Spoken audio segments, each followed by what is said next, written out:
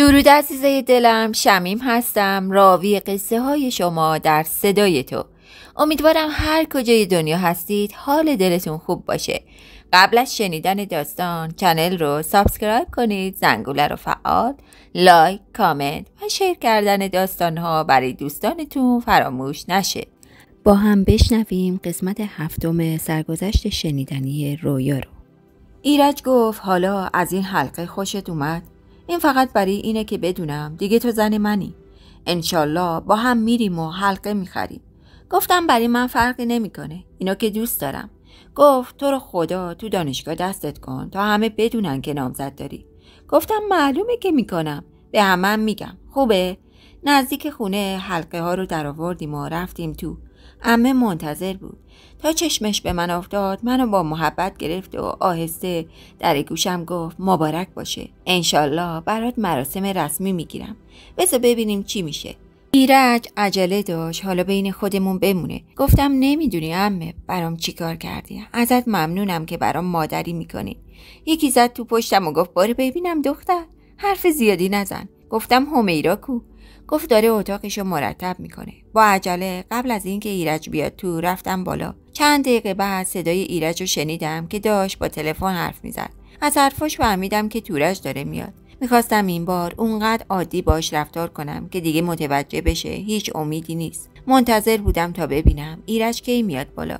شاید احمقانه به نظر بیاد ولی دلم میخواد بازم ببینمش، هرچند که تازه ازش جدا شده بودم. ولی باز صدای زنگ تلفن اومد. ایرج دوباره گوشی رو برداشت. با کسی خوشوبش میکرد و میگفت خب معلومه دیگه یادی از ما نمیکنین. چرا تشریف نمیارین خونه ما؟ نه خواهش میکنم، چه زحمتی، شما بهترین دوست رویا هستین. دلم فرو ریخت و فکر کردم داره با شهره حرف میزنه. از اتاق پریدم بیرون که دیدم ایرج داره اصرار میکنه که بیا اینجا، رویا خوشحال میشه. ما هم همینطور. فهمیدم که میناست. ایرج منو دید و گفت رویا جان گوشیو بردار، مینا خانومه. عمه گفت بگو بیا شام پیش ما. رفتم تو اتاق و گوشیو برداشتم و بلافاصله گفتم مینا برام حلقه خرید، تو رو خدا بیا، میخوام باهات حرف بزنم. گفت راست میگی؟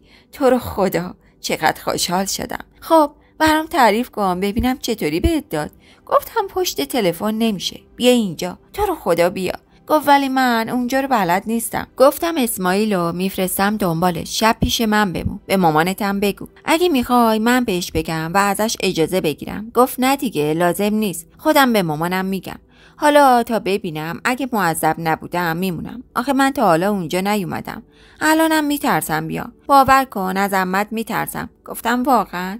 اون که خیلی مهربونه. یا تو رو خدا باید باهات حرف بزنم، نمیدونی چقدر خوشحالم. رفتم پایین و به ایرج گفتم اسماعیل کاری نداره بره مینا رو بیاره. گفت اسماعیل رفته دنبال بابا، من خودم میرم. گفتم ای وای نه، زنگ میزنم خودش بیاد، تو روزی باید بخوابی. گفت خانم لوسم نکن از الان، توقع من زود میره بالا. نگران نباش، باید برم دنبال تورج، مینا رو هم میارم. بهش بگو حاضر باشه، اول میرم دنبال اون. وقتی میخواست بره به من گفت تو هم بیا با هم بریم. گفتم عمه گناه داره، میخوام افطاری درست کنم. گفت خب منم گناه دارم. گفتم شما برو، من منتظرتم. رفتم تو آشپزخونه تا شام درست کنم. شب عید بود و باید تدارک درست و حسابی میدیدیم. عمه داشت گوش خورد میکرد، به من گفت اومدی؟ بیا کمک، هم تورج میاد هم مینا. علیرضام امروز زود میاد، نهارم نخورده، بدو که خیلی کار داریم. یکم بعد همیرام اومد و به ما کمک کرد و تا افطار با هم حرف زدیم و کار کردیم. با اینکه ایرج ساعت 1 رفته بود خیلی طول کشید تا اومدن. موقعی که رسیدن صدای اذان بلند بود. مینا رو که دیدم خیلی عوض شده بود. اول متوجه نشدم ولی عمه زود گفت به به خوب کاری کردی، خوشگل شدی. تورج که خیلی زرنگ بود پرسید منم دیدم که خوشگل شده، ولی چی بوده؟ عمه گفت زنونه است، به تو مربوط نیست. تو الان بیا پیش مادرت که خیلی دلم برات تنگ شده، فدات بشم. همیرا گفت زودتر این کارو میکردی، خیلی فرق کردی. چی بود اون همه مو تو صورتت؟ تورج با شوخی گفت آها اصلاح کردین. عمه بهش تشر زد تورج خجالت بکش. گفت ای بابا شما نمیتونین خودتون رو نگه دارین، به من میگین خجالت بکشم؟ تفلک مینا قرمز شده بود، با اینکه اصلا آدم خجالتی نبود. اون شب همه با هم افطار کردیم و چیزی که برام خیلی جالب بود روزه بودن تورج تو این مدت بود. خوشحال بودم که اون سال همه به خاطر اینکه من روزه میگرفتم با من روزه‌دار شدن و این برای من خیلی ارزش داشت. به خصوص ایرج. ما داشتیم افطار میکردیم که علیرضا خانم اومد. یه نگاهی به سر تا سر میز کرد و با خنده گفت پس شماها برای همچین سفره‌ای روزه میگرفتین؟ خب اگه منم میدونستم میگرفتم. البته گرفتم ولی یواشکی از دستم در میرفت و خودش قاه قاه خندید و همونجا دستشو شست و نشست سر میز و با اشتها شروع به خوردن کرد و به مینا گفت خوش اومدی، چه عجب، من که دلم برای صدای شما تنگ شده. تورج گفت من امشب یه لیست آهنگ درخواستی دارم. بعد از شام اومدیم تو حال، دور هم نشستیم. تلویزیون شو رنگارنگ رو گذاشته بود. منم خیلی گوگوشو دوست داشتم و آهنگ کجاست مادر رو میخوند. همه ساکت شدن و من به گریه افتادم. ایرج نمیتونست نگاهشو از صورت من برداره و من متوجه شدم تورجم اینو فهمیده. ولی تورج بازم مثل سابق شوخی میکرد و گفت من اعتراف میکنم که امشب خودم رو رسوندم تا آخرین سفره افطار اینجا باشم. خیلی اون 2-3 روز بهم خوش گذشت. اینا نمیدونی، رویا یه دوست داره، نه یه دشمن داره. فقط برای دست انداختن خوبه. اون شب مردیم از خنده. گیر داده به ایرج و افتاده دنبالش. اون شب نمیرفت که نمیرفت. میگفت باید ایرج منو برسونه. علیرضا خان گفت دیگه راش ندیم بیاد اینجا. رویا جان ببخشید، ولی اینجور آدما باعث دردسر میشن. گفتم به خدا عمو من نیاوردمش، اصلا باهاش حرف نمیزنم، خودشه که دنبال منه. تورج وسط حرف من اومد و گفت راست میگه بابا، ایرج خودش بهش شماره تلفن داده، در واقع بهش نقد داده و مامانم بهش آدرس داده. علیرضا خان با تعجب پرسید آره ایرج تو بهش شماره دادی؟ ایرج بلند خندید و گفت رویا تو بگو، من بی تقصیرم، فکر کردم آدمه. میگفت زنگ بزنم حال رویا رو بپرسم. چه میدونستم اینطوری میشه. اون شب صدای خنده ما توی اون خونه پیچیده بود. گفتیم و خندیدیم. مینا برامون خوند و همیرام حالش خیلی خوب بود. دیر وقت بود و مینا رو شب نگه داشتم. آخر شب 2 تا پتو یه بالش آوردم و بردم تو اتاق و رو زمین جا انداختم و کنار هم تا نزدیک صبح حرف زدیم. روز عیدم خیلی خوش گذشت. یه روز شاد و آروم. علیرضا خانم با ما بود و تورج و ایرج شوخی میکردن و سر به سر هم میذاشتن و گهگاهی به اصرار تورج مینا برامون میخوند. نزدیک غروب مینا گفت باید بره چون روز عید بود، اسماعیل نبود. تورج گفت اگه میخوای من تو رو برسونم. مینا مونده بود چی بگه، گفت نه میرم سر خیابون با تاکسی میرم. تورج بلند خندید و گفت پول تاکسی رو بده من میبرمت. همه بهش خندیدن و بالاخره با هم رفتن. آخر شب رفتم تو اتاق همیرا، دیدم به پشت دراز کشیده، صورتش آروم بود و اون استرس ازش دور شده بود. من متوجه شده بودم که حالا نیمه شبام گریه نمیکنه. ازش پرسیدم فردا به چه بهونه‌ای بریم دکتر؟ پرسید فرداست؟ گفتم آره، ساعت 4 باید زود بریم. گفت باشه، من به یه بهونه‌ای ساعت 3 میام دنبال تو دم دانشگاه، با هم میریم، نگران نباش. ساعت آخر با عجله کتابامو جمع کردم تا زودتر خودمو برسونم به همیرا. شهره نزدیک من وایساده بود. تازه متوجه اون شدم. مثل این که از دست من ناراحت بود. با همون اوقات تلخ پرسید نمیخوای ازم معذرت بخوای؟ گفتم شوخی کردم. گفت امروز ایرج میاد؟ گفتم نه، ولی ایرج نامزد داره. بهت گفتم که. گفت دروغ میگی. راننده گفت که نداره. با عصبانیت و غیظ گفتم اصلا تو رو درک نمیکنم و دستمو نشون دادم و گفتم شهره من نامزد ایرجم. حالا خوب شد؟ دست از سر من بردار. خواهش میکنم برو دنبال کارت. و همینطور که از کلاس میرفتم بیرون گفتم ول نمیکنه دیگه، چه گرفتاری شدم. با سرعت میرفتم به طرف در. دکتر جمالی رو دیدم که اونم داشت میرفت به طرف بیرون. سلام کردم. جواب داد و گفت داری میای مطب؟ گفتم بله آقای دکتر، شما بریم من خودمو میرسونم. روزای شنبه هیچ وقت ایرج دنبال من نمیومد چون کارش تو کارخونه زیاد بود. وقتی رسیدم اسماعیل جلوی در بود، ماشینو خیلی جلوتر نگه داشته بود. همیرا تو ماشین بود. نشستیم و راه افتادیم. گفتم آقا اسماعیل عجله نیست.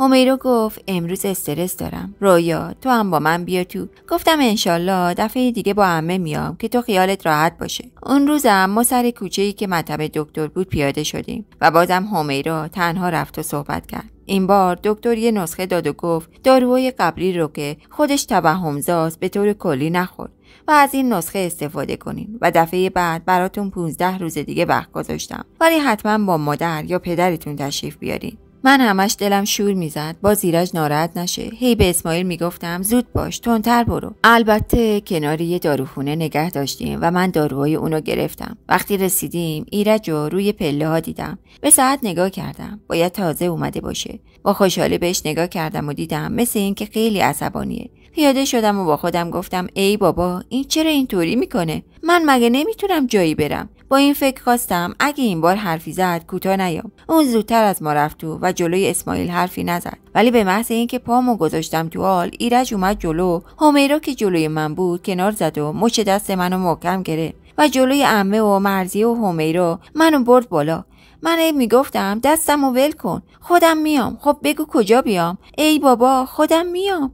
اصلا انتظار همچین کاری ازش نداشتم. ما فقط 2 روز بود نامزد کرده بودیم، اونم یواشکی. چه حقی داشت دست منو اینجوری میکشید؟ مثل بید میلرزیدم و داشتم پس میافتادم. باورم نمیشد برای یه بیرون رفتم با همیرا با من این رفتار بشه. منو با خودش برد تو اتاقش، جایی که من هنوز با ما نذاشته بودم. درو بست و گفت لطفاً توضیح بده که نمیتونم خودمو کنترل کنم. گفتم اصلا نمیشناسمت، میخوام برم، ولم کن. در حالی که میلرزید گفت مثل این که منم تو رو نشناختم.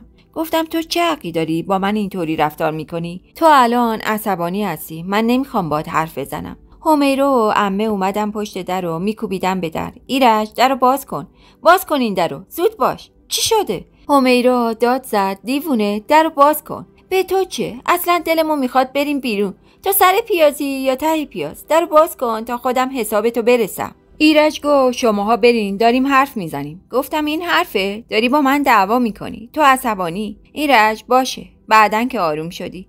مگه چی میشه من با همیرا برم بیرون؟ و اشکام ریخت. دلم برای خودم خیلی سوخته بود. با اینکه میدونستم طاقت گریه منو نداره و نمیخواستم از این ضعفش استفاده کنم، بی اختیار این کارو کردم و تقریبا موفقم شدم. چون اون یکم کوتاه اومد، گفت لطفاً بشین حرف بزنیم. بشین گفتم. من از ترسم نشستم. بعد درو باز کرد و گفت لطفاً شما برین از اینجا. برین دیگه، ما داریم مثل 2 تا آدم حرف میزنیم. عمه خودشو انداخت تو و همیرا پشت سرش اومد تو. همیرا گفت آخه کل خر، به تو چه؟ رویا به تو چه؟ ها؟ نمیفهمم. خجالت نمیکشی؟ حالا برای چی این کارو میکنی؟ چرا اون باید توضیح بده؟ من میدم. میخوای ببینی ما کجا بودیم؟ من بهت میگم. عمه اومد، منو که داشتم مثل ابر بهار گریه میکردم با محبت گرفت و به ایرج گفت خدا خیرت بده، همین اول کاری خودتو نشون دادی. پاشو بریم مادر، معلوم نیست چه شده. ای بابا من ازت معذرت میخوام عمه جون. چه کاری بود کردی؟ من که مادرتم، دارم از ترس میمیرم. دختره رو قبض روح کردی. آفرین به تو. داد زد صبر کن ماما، چرا دخالت میکنی؟ و رو کرد به همیرا و گفت الان شما کجا بودی؟ گفت مطب دکتر. پرسید دکتر جمالی؟ گفت آره، تو از کجا میدونی؟ گفت خبر دارم. برای چی هر روز میرین اونجا؟ همیرا گفت مثل آدم بگو، منظورت چیه؟ کی بهت گفته؟ بعدم تو اصلا از این کارا نمیکردی. بگو حرف حسابت چیه؟ عمه پرسید دکتر برای چی رفتین؟ درست تعریف کنین که منم بدونم جریان چیه. خوشم باشه، اصلا نمیدونم اطرافم چی میگذره. ایرج هنوز خیلی عصبانی بود. گفت خیلی خوب، شما بریم، ما میخوایم حرف بزنیم. همیرا گفت من رویا رو اینجا نمیذارم با تو تنها باشه. بیا بریم بیرون بشینیم ببینم تو از چی ناراحتی. منم جریانو برات میگم. حالا اصلا میخوام بدونم به تو چه مربوط؟ تو چرا به کار رویا دخالت میکنی؟ ببینم نکنه دوستش داری؟ آره اینطوریه؟ عاشقشی؟ عمه گفت نه بابا، لابد یه چیزی شده. خب تو هم بیا بشین همیرا، بگو منم گوش کنم. همیرا گفت شما ناراحت نمیشی به ایرج همه چیزو بگم؟ عمه پرسید چی رو؟ همیرا گفت همه چیو. من اشکامو پاک کردم و گفتم نه لازم نیست بگی. عمم دست باچه شد و گفت منظورت از همه چیز چیه؟ نه لازم نیست بگی، بریم پایین برای من بگو جریان چیه. گفت نمیشه دیگه، حالا نمیشه. ایرج تو هم بشی. ایرج گفت این چیه که من نمیدونم؟ بگو همیرا لطفاً، دارم دیوونه میشم. همیرا گفت مگه عاقل بودی دست رویا رو اینطوری کشیدی که گفتم الان یه بلایی سرش میاری؟ تو نبودی که میخواستی خودتو از بین ببری که من بهش صدمه نزنم؟ حالا من مریض بودم، تو چه مرگته؟ ایرج گفت تفره نگو، بگو ببینم چی شده. ترسیدم که همیرا موضوع بگه و ایرج رو به هم بریزه و من نتونم حرفمو بزنم. این بود که گفتم بس کنین همیرا، من خودم میگم، توضیح میدم. من استادی دارم که اتفاقا درسی که به ما میداد در مورد مریضی همیرا بود. علائمی که تو کلاس میگفت همونی بود که من تو همیرا میدیدم. یه روز گفت متاسفانه عده‌ای از دکترها از داروهای استفاده میکنن که در کمال بیرحمی مریض رو ساکت و آروم میکنه و میخوابونه، ولی برای اونا ایجاد توهم میکنه. بیمار تو روز و شب کابوس میبینه. وقتی اسم دارو گفت دیدم همون داروییه که همیرا میخوره. نگران شدم. نمیتونستم به کسی بگم. من برای اینکه صدمه بهش نرسه یواش یواش دارو کم کردم تا بالاخره به هیچ رسوندم و به جاش آسپرین دادم به همیرا. اگه یادتون باشه یکی دو باری هم که دکتر اومد نذاشتم بهش آرام بخش بزنه. خوشبختانه اثرش مثبت بود و حال همیرا بهتر شد. بعد با مشورت همیرا تصمیم گرفتیم با دکتر صحبت کنیم و بریم پیشش تا تحت معالجه اون باشه. همیرا به من گفت به شرطی میاد که کسی خبردار نشه. فکر میکرد عمه مخالفت کنه. وقتی رفتم دانشگاه دکتر رو پیدا نکردم، در حالی که میدونستم اون روز کلاس داره. چند بار رفتم دفتر رو براش پیغام گذاشتم. تا ظهر موقعی که داشتم از دانشگاه بیرون میرفتم خودش منو صدا کرد. بعدم پرسید چرا دنبالش میگردم. ایرج دم در منتظرم بود. نخواستم معطلش کنم. گفتم باید مفصل باهاتون حرف بزنم. فردا رفتم دفتر و با دکتر تو کتابخونه صحبت کردیم و شرح حال مریضی همیرا رو بهش گفتم و اونم گفت راه معالجه هست و برای شب چهارشنبه وقت داد و اولین بار با همیرا اون شب رفتیم. باز برای شنبه با دکتر درس داشتم. آخری جلسه به من گفت بمون تا باهات حرف بزنم. اونجا به من گفت که متاسفانه همیرا علاوه بر بیماری افسردگی حاد و استرس بر اثر خوردن اون داروها دچار توهم شده که اسم خاصی داره و باید تحت درمان قرار بگیره و گفت حتما باید پدر و مادرش هم خبر داشته باشن. امروز ساعت 4 وقت داشتیم. همیرا اومد دنبال من. وقتی از در دانشگاه میرفتم بیرون دکترم داشت میرفت. طبق معمول شهره با من بود. دکتر گفت دارین میرین؟ گفتم بله دکتر، شما برین، ما هم خودمون رو میرسونیم. بعد رفتیم همیرا رو دید و باهاش حرف زد، ولی از این که به حرفش گوش نکردیم و شما رو تو جریان قرار ندادیم ناراحت شد. برای 15 روز دیگه وقت داده که قرار شد این بار با عمه بره. سر راه من دواها رو گرفتم و اومدیم خونه. همش همین بود. عمه گفت خب عمه جون یواشکی به من میگفتی. گفتم وقتی ازم خواسته به کسی نگم چطوری میگفتم؟ حتی اگه مثل الان در موردم بی انصافی بشه نمیگفتم. همیرا گفت پس شماها رویا رو نشناختین. این دختر شب و روز از من مراقبت کرده بدون منت. اون وقت این لندهور اومده دستشو میکشه و بهش توهین میکنه. تا حالا چه مرگت بود؟ ایرج سرش پایین بود. نگاش نمی‌کردم ولی از صداش معلوم بود که هم بغض داره و هم خیلی ناراحته. گفت چند وقته هر وقت میرم دنبالش شهره میگه الان داشت با دکتر جمالی حرف میزد یا الان تو کلاس با هم خلوت کردن. امروز تو کتابخونه 2 ساعت با هم نشسته بودن و حرف میزدن. از خودش میپرسیدم انکار نمیکرد. منم فکر بد نکردم تا امروز به من گفت رویا بیشتر روزا میره مطب دکتر و اونجا با هم قرار میذارن. بهش گفتم دروغ میگی. گفت نه به خدا قسم، خودم شنیدم که داشت میگه تو برو منم میام. الان اونجاست. اگه نبود هر چی خواستی به من بگو. دختره احمق ذهنمو خیلی خراب کرد. منم که از اون احمق‌تر. وقتی اومدم خونه دیدم نیست دیگه نفهمیدم چیکار میکنم. همیرا که چاک و دهن نداشت گفت خاک بر سر خرت کنن. تو رویا رو نمیشناسی؟ به حرف یه دختره بیشور گوش کردی؟ خجالت بکش. من دیگه چیزی بهت نمیگم. تازه رویا هر کاری بکنه بزرگ شده و به تو مربوط نیست. اگه لازم باشه مامان هست. تو چرا دخالت میکنی؟ مگه این که دوستش داشته باشی؟ که فکر کنم همینطوره. عمه گفت کاش به من گفته بودی نمیذاشتم اینطوری بشه. بلند شدم و گفتم مهم نیست دیگه. کاری که نباید بشه شده. منم چشمم باز شد و راه افتادم تا برم بیرون. ایرج گفت رویا تو رو خدا منو ببخش. خودتو بذار جای من. ببین چه فکری میکردی. گفتم من 100 بار دیدم که دم در داری با شهره حرف میزنی. میتونستی نزنی. بری جلوتر وایسی یا مستقیم بهش بگی نمیخوام ببینمت، ولی نکردی. حتی اون به من گفت که امیدوارش کردی، ولی من باور نکردم و بهت اعتماد داشتم. هیچ وقت بهت گفتم که حق نداری با اون حرف بزنی چون بهت نظر داره، چون در حد من نبود. ولی ناراحتم که تو شهره رو میشناختی و برای اینکه ببینی من چی کار میکنم ازش حرف کشیدی و بدتر از اون حرفاشو باور کردی. خیلی متاسفم. بعد رو کردم به عمه و گفتم عمه یه روز من دیدم داره با ایرج حرف میزنه. موهاشو کشیدم و برای اینکه دست از سر ایرج برداره بهش گفتم من نامزدشم. حالا میخواست بین ما رو به هم بزنه و متاسفانه ایرج این اجازه رو بهش داد و رفتم بیرون. خواست دنبالم بیاد ولی عمه صداش کرد الان راحتش بذار تا آروم بشه. حق با اونه. کار بدی کردی. اونقدر خودم رو نگه داشته بودم که وقتی به اتاقم رسیدم ترکیدم. از شدت اشک جایی رو نمیدیدم. تصوری که از ایرج داشتم تو ذهنم خراب شده بود. احساس بدی که دلم نمیخواست باورش کنم. قیافه عصبانیش که نمیتونست خودشو کنترل کنه منو یاد علیرضا خان مینداخت وقتی داشت عمه رو میزد و من نمیخواستم زنی باشم که تو سری بخوره و تحت سلطه یه نفر دیگه باشه. باید آزاد باشم تا بتونم به هدفایی که تو زندگیم داشتم برسم. اون در واقع میخواست منو مهار کنه. رفت و آمدم و برخوردم با دیگران رو تحت کنترل خودش بگیره و این خواست من نبود. این اولین باری نبود که من جایی میرفتم و اون اخماشو تو هم میکرد و من ناخودآگاه از بیرون رفتن ترسیده بودم.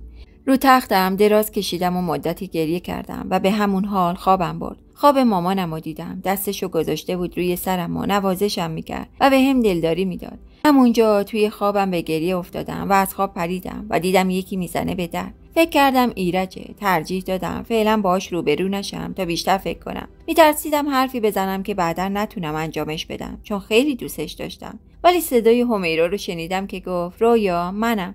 باز کن، کارت دارم، باز کن دیگه. چشممو باز کردم. اتاق تاریک بود. درو باز کردم و بعد چراغ رو روشن کردم. اومد تو گفت بس دیگه، بیا بریم بیرون. شام حاضره. تازه تلویزیونم یه برنامه خوب داره. با هم تماشا کنیم و شام بخوریم. اون اهل نصیحت نبود ولی اینجوری میخواست منو سر حال بیاره. گفتم باشه عزیزم، میام. نگاهی به من کرد و گفت وای مرسی. گفتم حالا یه ساعت باید ناز تو رو بکشم. حوصله‌ام ندارم. همیشه میدونستم تو محشری. زود باش بیا. گفتم چشم، تو برو بذار نماز بخونم میام. همیرا رفت. لباس عوض کردم و رفتم تا وضو بگیرم. ایرج تو راهرو وایساده بود. دیدمش ولی نگاش نکردم. اومد جلو و گفت غلطی کردم که خودمم توش موندم. راهی هست که منو ببخشی؟ حالم خیلی بده رویا. حرفی نزدم و رفتم تو دستشویی. وقتی برگشتم هنوز اونجا وایساده بود. نه اون حرفی زد نه من. رفتم اتاق و در رو قفل کردم و وایسادم به نماز. خیلی هم دلم گرفته بود. برای همین مدتی طول کشید و بعد یه شونه به موام کشیدم و رفتم پایین. همیرا یه سینی که تو شام خودشو منو گذاشته بود آورده بود جلوی تلویزیون. با اینکه حوصله نداشتم پیشش نشستم و خیلی زود به هوای درس رفتم بالا بدون اینکه نه ایرج رو ببینم نه عمه رو. واقعا به خاطر کارهای اخیر درسام مونده بود. این بود که نشستم سر درس در حالی که دنیایی که برای خودم ساخته بودم خراب شده بود و نمیدونستم با وضعیت موجود چیکار کنم. دیگه داشتم به این جور زندگی عادت میکردم که به هر چی دل میبستم یه طوری ازم گرفته میشد. شایدم چون اعتقاد پیدا کرده بودم اینطوری میشد. ساعت نزدیک 11 بود که یکی زد به در. پرسیدم کیه؟ عمه بود. گفت باز کن باهات کار دارم. سری در رو باز کردم و عمه اومد تو. با هم نشستیم. نگاهی به من کرد و گفت اولین بارش بود. بذار به پای اون همه که دوست داره. ببخشش. خودش خیلی پشیمونه. اگه دوستش داری فراموش کن. رمو انداختم پایین و چیزی نگفتم. میدونستم عمه خودش خیلی ناراحتی داره و من نمیخواستم کوزه بالا کوزش بشم. سکوت منو که دید پرسید حالا تو بگو. چی میدونی؟ این بار راستشو به هم بگو. من فهمیدم که همیرا بهت حرفایی رو گفته. پس بگو. من باید بدونم. گفتم برام همه چی رو تعریف کرده. جریان عموش و اینکه بعد از اون چی به سرش اومده. همه رو گفته. میگفت آخرین باری که خوشحال بوده وقتی بوده که من بچه بودم و با من بازی میکرده. عمه گفت اون اینو گفت. بی خود میگه. وقتی این بلا سرش اومد که الهی خدا ازش نگذره اون بیشرف تا هنوز به دنیا نیومده بودی. اولا خیلی حالش بد بود و من از اون بیشتر خراب بودم. اگه مثل اون رنج نبرده باشم بی انصافیه. مادر نیستی تا ببینی وقتی بلایی سر خودت بیاد آسونتر از اینه که خار تو پای بچت بره. من سر این ماجرا پیر شدم. از همه بریدم. با علیرضا دعوا میکردم. آخه از چش اون میدیدم. ولی دیگه فایده ای نداشت. هر روز که نمیشد این گندو هم بزنیم بدتر میشد. کم کم همیرا بهتر شد. وقتی عموی من فوت کرد من با همیرا اومدم خونه شما. تو 1 سال یا 1 سال و نیم داشتی. بعد از اون ماجرا بود که تو رو دید. آره راست میگه. دلش میخواست تا ابد با تو بازی کنه. برای همین اون شب ما تا دیر وقت خونه شما موندیم و اون اصلا دلش نمیخواست بیاد خونه. آخر بهش قول دادم بازم بیارمش. اینطوری راضی شد. ولی دیگه نشد و این همیشه تو دلش موند. همیرا عادت نداره چیزیو که میخواد از ذهنش بیرون کنه. گفتم میگه رفعت از قبل با اون زن جانت هم خونه بوده. و میخواسته از همیرا جدا بشه تا با اون ازدواج کنه. سرشو تکون داد و گفت آره ژانت بود، ولی رفعت نمیخواست از همیرا جدا شه. خیلی هم التماس کرد که به همین وضع باشیم به خاطر نگار. خب اونم حق داشت. همیرا نمیخواست مثل زن و شوهر با هم باشن. همیرا زیر بار نرفت و بهش گفت برو ازدواج کن. گفتم ولی ایرجم همینو میگفت که رفعت میخواسته ازش جدا شه. گفت ایرج چه میدونه، هر چی شنیده میگه. همیرا همیشه اینو تکرار کرده. منم دیگه حوصله بحث کردم با اونو ندارم. خود همیرا اصرار کرد تا از هم جدا شن. رفعت هنوز ازدواج نکرده. تازه نگار اون اولا که رفته بود خیلی زنگ میزد. بچه برای اینکه با مادرش حرف بزنه گریه میکرد، ولی همیرا خودش نمیخواست با اون حرف بزنه. گفتم عمه چرا وقتی دیدین که اون نمیتونه با رفعت باشه پیش دکتر نبردینش؟ گفت تو دیگه چرا این حرفو میزنی؟ مگه میشه نبرده باشی؟ خود رفعت اونو برد ولی فایده نداشت. خودش همکاری نمیکرد. رفتم تو فکر. دیگه نمیدونستم چی درسته چی غلط. گفتم ولی فکر کنم الان دلش میخواد که خوب بشه. این دکتر جمالی به نظرم خوب باشه. شما خودتون برین ببینین اگه صلاح دونستین ادامه بدین. گفت مرسی مادر که انقدر دلسوزی میکنی. حالا بیا یه کار دیگم بکن. ایرجو ببخش. باور کن همچین کاری تا حالا ازش ندیدم. بذار به حساب این که خاطر تو رو خیلی میخواد. سرمو انداختم پایین. اون نفس عمیقی که نشونه غم بزرگی تو دلش بود از اعماق وجودش کشید و از اتاق من رفت. دلم براش سوخت. یادم اومد که من توی خونه پدرم نه دغدغه‌ای داشتم و نه رازی. آروم بودیم و بدون تنش و چقدر همون زمان به زندگی عمه و بچه‌هاش غبطه می‌خوردم. نمیدونستم چه عاملی باعث شده انقدر توی این خونه تنش باشه. حتی تو اوج خوشحالی یه ترس مبهم تو وجود همه هست که منم دچار اون شده بودم. انگار هیچی واقعی نبود. وقتی داشتم میخندیدم نمیدونستم چند لحظه بعد چی میخواد پیش بیاد. فردا عمدن کاری کردم که ایرجو نبینم. فکر نمی‌کردم به این زودی چنین چیزی بخوام، با اینکه به شدت دوستش داشتم. حالا فکر می‌کردم اگه بیاد دنبالم باید چیکار کنم. اون روز تا رفتم تو کلاس استاد اومد و نتونستم دق و دلیمو سر شهره خالی کنم. شهره هم خودش از من فاصله گرفته بود و میدونست که چیکار کرده. ولی ساعت استراحت خودم رفتم سراغش. داشت فرار میکرد. گفتم حالا فهمیدم که تو واقعا دوست منی، چون باعث شدی ما رسما نامزد کنیم. دستت درد نکنه. با پررویی گفت تو هم خیلی موزی و زرنگی ها. از این طرف دل جمالی رو به دست میاری، از اون طرف با ایرج نامزد میکنی. خیلی مارمولکی. در موردت اشتباه کردم. گفتم فقط میتونم بهت بگم برات متاسفم. دیگه نموندم تا حرفی بزنه. میترسیدم عصبانی بشم و دوست نداشتم تو دانشگاه همچین کاری ازم سر بزنه. حرفی که بهش زده بودم براش کافی بود. من خودم رو آماده کرده بودم تا اون روز ایرج بیاد دنبالم، ولی نیومد. چشمم که به اسماعیل افتاد سست شدم و دلم به شدت گرفت. غروب نزدیک اومدنش رفتم پشت پنجره، ولی تا در باز شد رفتم کنار تا منو نبینه. ولی احساسم این بود که میخواستم بازم مثل قبل باشی و به هم اهمیت بدیم. اون بازم دوستم داشته باشه. نمیتونستم ببخشمش. هنوز باورم نمیشد که با حرف آدمی مثل شهره چنین تهمتی به من زده باشه و از اون بدتر رفتاری بود که با من کرده بود. هر وقت یادم میومد بغض میکردم و از آینده میترسیدم. دیگه از اتاقم بیرون نرفتم و تمام شب با هم درس خوندم. موقع شام دیدمش ولی یک کلمه حرف نزد. خیلی هم زود از سر میز بلند شد و رفت. انگار حالا اون با من قهر بود. عمه حواسش بود. وقتی با هم تنها شدیم گفت اخلاقش عین باباشه. وقتی یک غلطی میکنه خودش رم میکنه. از این حرف دلم بیشتر گرفت. نمیخواستم اخلاقش مثل باباش باشه.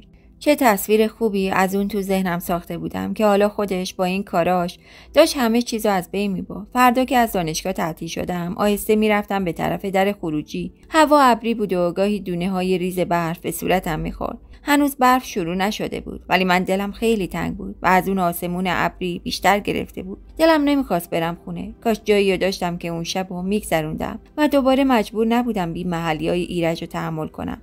با خودم گفتم میرم پیش مینا و به عمه زنگ میزنم. اگه اجازه داد همونجا میمونم. این فکر خوبی بود. اصلا شاید چند روز اونجا موندم. حالا که همیرا حالش خوبه و کسی هم نیازی به من نداره چند روز نباشم بهتره. یه مرتبه احساس کردم کسی دنبالم داره میاد. خیلی نزدیک. شهرم یکم جلوتر از من بود. هی برمیگشت و منو نگاه میکرد. ترسیدم. با خودم گفتم حتما دکتر جمالیه و دوباره شهره برای من دردسر درست میکنه. برای همین برنگشتم و سرعت قدمامو بیشتر و بیشتر کردم و به حالت دویدن از در دانشگاه رفتم بیرون. میدونستم که اگه یه بار دیگه برگردم شهره همینو پیراهن عثمان میکنه. با نگاه اطرافو گشتم تا اسماعیلو پیدا کنم که یه مرتبه کسی دستمو گرفت. تنها فکری که کردم این بود که دکتر جمالیه. یه فریاد کشیدم و برگشتم. ایرج بود. با دست منو تا دم ماشین هدایت کرد بدون اینکه حرفی بزنه. درو برام باز کرد و گفت بخاری روشن گذاشتم تا زود گرم شی. کتابامو ازم گرفت و گذاشت روی صندلی عقب. دلم یه جورایی قرار گرفت. با اینکه حدس می‌زدم مکالمه خوبی امروز نداشته باشیم، دلم می‌خواست با هم حرف بزنیم. اولین کاری که کرد به دستم نگاه کرد که ببینه حلقه دستمه یا نه. ایرج طبق اخلاقی که ازش سراغ داشتم یه مدت بدون اینکه حرفی بزنه رانندگی کرد. بعد پرسید نهار خوردی؟ گفتم یه چیزی خوردم، زیاد گرسنه نیستم. بریم خونه، عمه منتظره، حتما برامون نگه داشته. گفت مامان میدونه. بهش زنگ زدم و گفتم میام دنبال تو، اسماعیلو نفرسته. منم نخوردم، بریم همبرگر بخوریم. گفتم راستش بدم نمیاد، خیلی دوست دارم. گفت نمیدونستم، وگرنه بیشتر میومدیم. این بود که رفت تا میدون ولیعهد، یعنی ولیعصر، ولی حرف نمیزد و غمگین بود. این همبرگر فروشی تازه باز شده بود و یه بارم با تورج و همیرا اومده بودیم. ماشینو پارک کرد و پیاده شدیم. دستمو گرفت و گفت مراقب باش، زمین یخ زده است. با اشتها همبرگرمو خوردم، خیلی گرسنه بودم. وقتی اومدیم بیرون پرسید میخوای بریم سینما؟ اول تردید کردم ولی گفتم بریم، چون دلم میخواست بیشتر باهاش باشم تا کدورت بین ما از بین بره. شاید چیزی بگه که از دلم در بیاد. دور میدون اومدیم پایین، خیلی سرد بود و ایرج همش مواظب بود که من زمین نخورم. این برای زنا خیلی مهمه که تحت حمایت مردی که دوست دارن باشن، همونطور که مردا دوست دارن از طرف زنی که دوست دارن مراقبت بشن و این استثنا نداره. سینما آتلانتیک بهترین سینمای تهران بود و دلم میخواست اونو ببینم. یه فیلم از آلن دلون نمایش میداد. با هم رفتیم و 2 تا صندلی انتخاب کردیم. چون سینما خلوت بود هر کسی هر جا میخواست مینشست. ادم پرسید چیزی میخوری؟ گفتم نه بابا، الان غذا خوردیم. خیلی ساکت و آروم منتظر فیلم شدیم. سرش آهسته آورد جلو، گفت حالت بهتره؟ با سر جواب دادم آره، ولی تو خودم جمع شده بودم. فیلم شروع شد. به نیمه های فیلم که رسید میخواستم بیام بیرون و حلقه اونو پرت کنم جلوش و به طور کلی قید همه چیزو بزنم، اصلا از اون خونه بیام بیرون. اسم فیلم دام بود و آلن یه استاد بود و زن داشت. بعد عاشق یکی از دانشجوهاش میشه که اونم نامزد داره و بالاخره با هم فرار میکنن و مدتی پنهونی با هم زندگی میکنن. یه روز وقتی استاد میره برای خودش و دختره خرید کنه، میره زیر قطار. دختره میفهمه و کنار یه جاده میشینه و با صدای بلند شیون میکنه و در میون گریه های اون فیلم تموم میشه. داشتم میترکیدم، اصلا بهش نگاه نمیکردم. با عجله جلو میرفتم و اون پشت سرم میومد و هی میپرسی چرا عجله داری؟ داد زدم دنبالم نیا، خودم میرم خونه، ولم کن. چی از جون من میخوای؟ ولم کن. تو منو مخصوصا آوردی این سینما. 100 بار بهت گفتم من اینطور دختری نیستم. چرا بهم توهین میکنی؟ تا حالا چیزی ازم دیدی؟ من چه کار بدی کردم؟ کار بدی که کردم اینه که عاشق تو شدم. برای خودم متاسفم. گفت نمیفهمم چی داری میگی. فیلمش بد بود. قبول. به من چه مربوط؟ مگه من ساختم؟ گفتم فکر کردی من احمقم؟ تو همدم منو آوردی اینجا تا منو تنبیه کنی. گفت نه به خدا من نمیدونستم. من که دائم یا کارخونه‌ام یا خونه. از کجا میدونستم این فیلم چی بود؟ به جون تو که عزیزترین منی من نمیدونستم. ببخشید، ولی به جون تورج خبر نداشتم. وایسادم، یکم آروم شدم. طوری حرف زد که حرفشو باور کردم و دلم براش سوخت. دنبالم میومد و التماس میکرد. وایسادم و گریم گرفت. سرمو انداختم پایین. اومد جلو و شونه های منو گرفت. وسط خیابون زیر برفای ریزی که به سر صورتمون میخورد منو با محبت گرفت. اولین باری بود که اینجوری به من محبت میکرد. انگار خیلی بهش نیاز داشتم و بدون اون نمیتونستم زندگی کنم. همونطور زیر برف توی خیابون موندیم و دلم میخواست اون لحظه هرگز تموم نشه. بعد منو به سمت ماشین هدایت کرد. وقتی دوباره تو ماشین نشستیم و راه افتادیم خودش شروع کرد. الهی من قربونت برم، منو ببخش. خودم میدونم اشتباه کردم و مطمئن باش انقدر عقلم میرسه که دیگه همچین اشتباهی رو نکنم. فکر میکردم این کارا نشونه دوست داشتنه، ولی دارم بدشانسی میارم. مثلا این چه فیلمی بود تو رو بردم؟ میخواستم بگم نگاه نکنیم بریم بیرون، اما ترسیدم دلت بخواد نگاه کنی و به خاطر من قبول کنی بیای بیرون، وگرنه خودم اعصابم خورد شد. اگه میگفتی یه دقیقه‌م نمیموندم. اون همینطور حرف میزد و من ساکت بودم. نمیتونستم چطوری میتونم ببخشمش، در حالی که از دلم پاک نشده بود و چون دوستش داشتم نمیخواستم بیشتر از این قضیه رو ادامه بدم. پس تصمیم گرفتم فعلا دیگه حرفی نزنم. حالا که دیگه خودش متوجه شده بود. اون همینطور حرف میزد اما من نمیتونستم چی بگم. گله داشتم ولی گله کردن بیخودی فایده ای نداشت. بالاخره گفتم ایرج. گفت جانم. گفتم اگه میخوای ببخشمت باید یه کاری برام بکنی. گفت هر چی باشه با جون و دل برات انجام میدم. حتی اگه منو نبخشی تو برای چیزی خواستن شرط لازم نداری. گفتم میخوام با نگار تماس بگیری تا بتونه با همیرا حرف بزنه. الان داره بهتر میشه و این بهش کمک میکنه. گفت یه سوال دارم. منو بیشتر دوست داری یا همیرا رو؟ گفتم بازم حسادت. خب معلومه همیرا رو. آخه این چه حرفیه میزنی؟ فرقی میکنه؟ من عاشق تو هم ولی همیرا رو هم خیلی دوست دارم. تو نداری؟ گفت چرا؟ ولی نمیدونم چرا تو انقدر به همیرا علاقه داری. برای چی؟ اون که واسه تو کاری نکرده. گفتم دوست داشتم به کاری کردن نیست، یه حسه. ولی باور کن بعضی وقتا خودم هم نمیدونم احساس میکنم مظلوم واقع شده. گفت کی؟ همیرا؟ عجب. منم دلم براش میسوزه ولی اینکه مظلوم باشه نمیدونم. گفتم به موقعش میفهمی من چی میگم. حالا کاری که گفتم میکنی؟ گفت حتما، چرا که نه. وقتی رسیدیم خونه دیر وقت بود، همه خواب بودن ولی عمه تو حال نشسته بود. خجالت کشیدم و سلام کردم. عمه از ایرج پرسید از دلش در آوردی؟ طفلک گفت هر چی تلاش میکنم بدتر میشه. من رفتم کنار عمه نشستم، دستاشو با محبت گرفتم و بعد بهش گفتم که میخوایم کاری کنیم تا نگار با همیرا حرف بزنه. اون گفت از من گوش کنین، اول با خودش صحبت کنین. یه وقت زنگ میزنه و همیرا میگه نمیخوام حرف بزنم. کارش بند و بنیان نداره، بچه دوباره تو ذوقش میخوره. گفتم پس از دکتر کمک بگیریم، وقتی رفتین اینو ازش بپرسین. قرار شد از دکتر بخوایم که باهاش حرف بزنه و هر وقت اون گفت این کارو بکنیم. یه هفته گذشت. یه شب که برای شام میرفتم پایین صدای جر و بحث ایرج و علیرضا خان به گوشم خورد. با عجله رفتم ببینم چی شده. ایرج میگفت بابا خواهش میکنم همیشه خودتون رفتین، حالا هم خودتون برین. علیرضا خان با تندی جواب داد مگه تو نباید کار یاد بگیری؟ الان تو بهتر میدونی چی کار باید بکنی. اون اجناسی که قبلا فرستادن تو بد و خوب نکردی، من سپردم به تو. خب حالا برو، هم راه و چاه یاد میگیری، هم این بار مثل دفعه قبل نمیشه. 10 تا 15 روز طول میکشه. نمیدونم چرا میخوای نری. ایرج گفت آخه من وارد نیستم، تا حالا نرفتم. نمیشه این بارم خودتون برین. قول میدم دفعه دیگه من برم. نمیدونستم در مورد چی حرف میزدم و اینکه ایرج باید کجا میرفت. رفتم تو آشپزخونه. عمه و همیرا داشتن شامو میکشیدن. منم کمک کردم. ولی بحث اونا بازم ادامه داشت. با نگاهی نگران به ایرج بهش فهموندم میخوام سر در بیارم. اونم منظور منو فهمید و گفت من برم لندن، کار اینجا میمونه. الان تو کارخونه خیلی کار دارم. به نظرم رفتن شما موثرتره. قبول کنین. ولی علیرضا خان زیر بار نرفت و گفت بی خودی داری بحث میکنی. تو باید بری. اولا میدونی باید چی سفارش بدی، ثانیاً کار یاد میگیری و دیگه از این به بعد خودت میری. باز میخوای مثل اون دفعه هی ایراد بگیری؟ خودت برو بابا جان، بهتره. و من فهمیدم که ایرج باید بره لندن. نفهمیدم چی خوردم و با بغض رفتم بالا. همیرا هم با من اومد و پشت سر مام ایرج اومد. تو پله همه با هم رفتیم بالا. همیرا ازش پرسید تو چرا دوست نداری بری؟ خیلی برات خوبه. برو حال و هوات هم عوض میشه. ایرج عصبانی بود و حرفی نزد و رفت تو اتاقش. همیرا گفت خیلی ناراحته، بیا بریم پیشش. میای؟ گفتم باشه.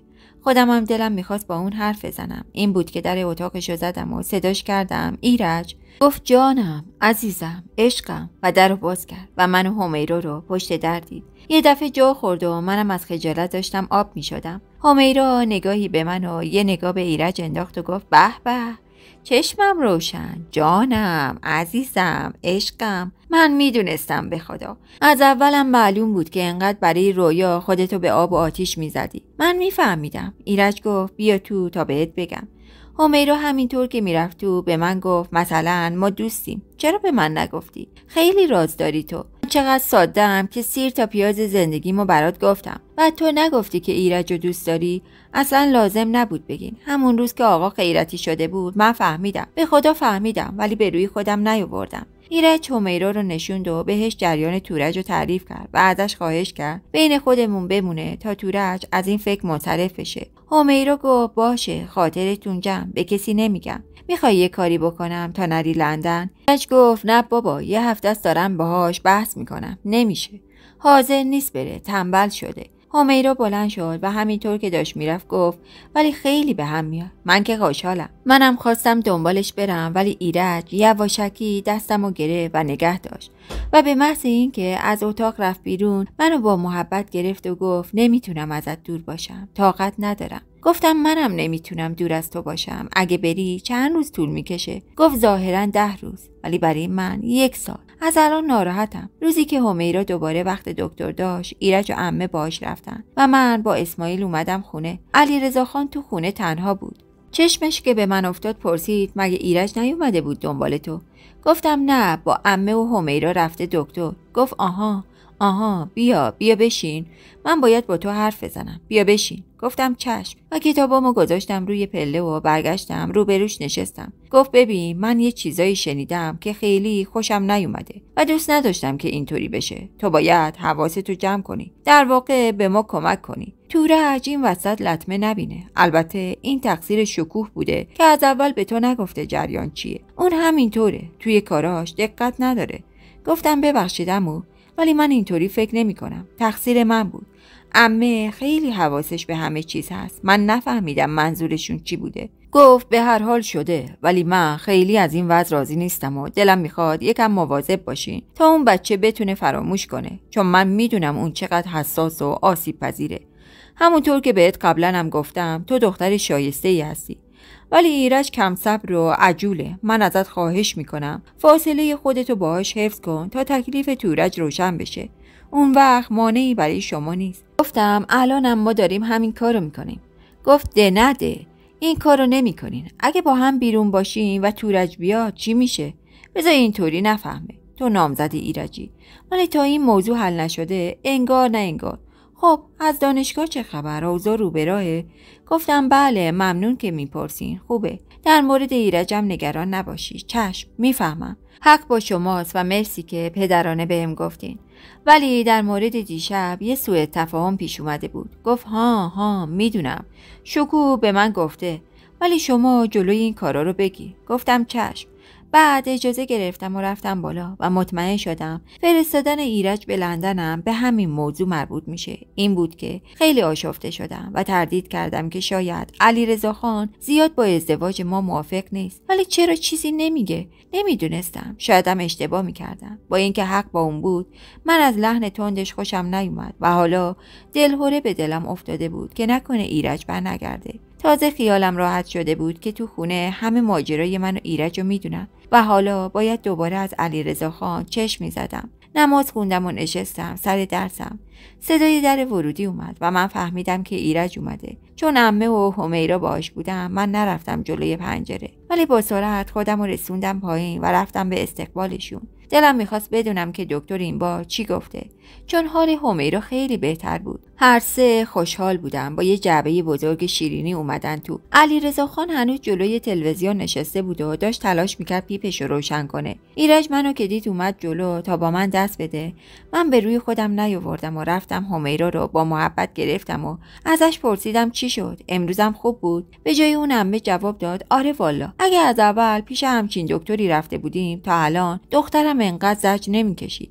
ایرجم گفت آره خیلی دکتر خوبی بود، حواسش به همه چیز بود. به مامان گفته تو این مدت کم خیلی پیشرفت کرده. همیرا داد زد مرزیه یه لیوان آب بیار. علیرضا خان گفت یه نیم ساعتی هست رفته پیش اسماعیل. عمه ناراحت شد و رفت زنگ آقا کریمو زد. مثل اینکه خود مرزیه گوشی رو برداشت. عمه با لحن تندی گفت کی تو رو اونجا پاگوشا کرده؟ مگه تو کار نداری؟ و گوشی رو گذاشت و گفت نمیدونم حالا با این چی کار کنم. سرشو میزنی تهشو میزنی اونجاست. واقعا دیگه خسته شدم از دستش. برای همیرا آب آوردم و یه سینی چایی هم برای بقیه ریختم. علیرضا خان با مهربونی گفت دستت در نکنه، آدم دختر داشته باشه مثل تو و همیرا باشه. همیرا گفت رو درواسی نکن بابا، بگو مثل رویا باشه. من که برات دختری نکردم. نشد که بکنم. البته خودت زندگی منو تباه کردی که تو این سن و سال باید به جای هر کاری برم دکتر یا تو اون اتاق لعنتی کپه مرگمو بذارم. علیرضا خان از جاش بلند شد و پیپشو از رو میز با قیز برداشت و گفت اصلا نمیشه تو این خونه یه نفس راحت کشید. برم تا باز گند کار در نیومده. اومد که بره. همیرا با عصبانیت گفت همیشه فرار کردی. یه بار به حرفم گوش نکردی. دکتر میگفت اگه انقدر ساکت نمیشدم الان این حال و روزو نداشتم. چرا یه بار اونو نمیزنی؟ چرا ناموس سرت نمیشه؟ اون که داشت داد میزد علیرضا خان رسید به اتاقش، درو محکم زد به هم. ایرج که از حرفای دکتر متوجه شده بود برای همیرا اتفاقی افتاده، حالا فهمیده بود که یه ارتباطی به پدرش داره، طوری که دیگه نمیشد ازش پنهون کرد. همیرا رو که داشت شاخ و شونه میکشید گرفت و نشون و ازش پرسید خواهر جون بشین و برام از اول هر چی تو دلته به من بگو، خاطرت جمع باشه. من پشتتم و ازت حمایت میکنم. هر چی که هست بگو. عمه که با خوشحالی از پیش دکتر اومده بود حالا آشفته و بیقرار به نظر می رسید که مرضی اومد تو و اونم تا تونست دق و دلیشو سر اون بیچاره خالی کرد. دیگه نمیشد جلوی مرضی حرف زد. ایرج بهش گفت بیا بریم بالا، اون چایی و شیرینی رو میبریم بالا میخوریم. ماما شما بیا، باید باشی. عمه گفت همیرا رو ول کن، من خودم برات میگم، الان دوباره به هم میریزه. همیرا دست ایرج رو گرفت و گفت نه خودم بهش میگم، بیا بریم بالا. اتاق ایرج از همه اتاق خوابا بزرگتر و مرتبتر بود. یه دست مبل راحتی و یه تلویزیون هم توی اتاقش داشت. چون انتهای سالن بود یه قناسی داشت که با 2 پنجره بزرگ و قدی اونو به شکل زیبایی درآورده بود. همه رفتیم تو اتاق ایرج. سینی چایی دست من و شیرینی دست عمه. همیرا باز داشت میلرزید. ایرج نشست و دستشو گرفت تو دستشو گفت از هیچ کس نترس، بگو ببینم چی شده. جریان از اول بگو. عمه گفت همیرا جان مادر بذار من بگم تو اذیت نشی. گفت دکتر بهم گفته بگو، برای هر کسی که دلت میخواد بگو تا از دلت بیاد بیرون. از بس تو دلم نگه داشتم دارم میپوسم میترکم. دلم میخواد برای ایرج خودم بگم.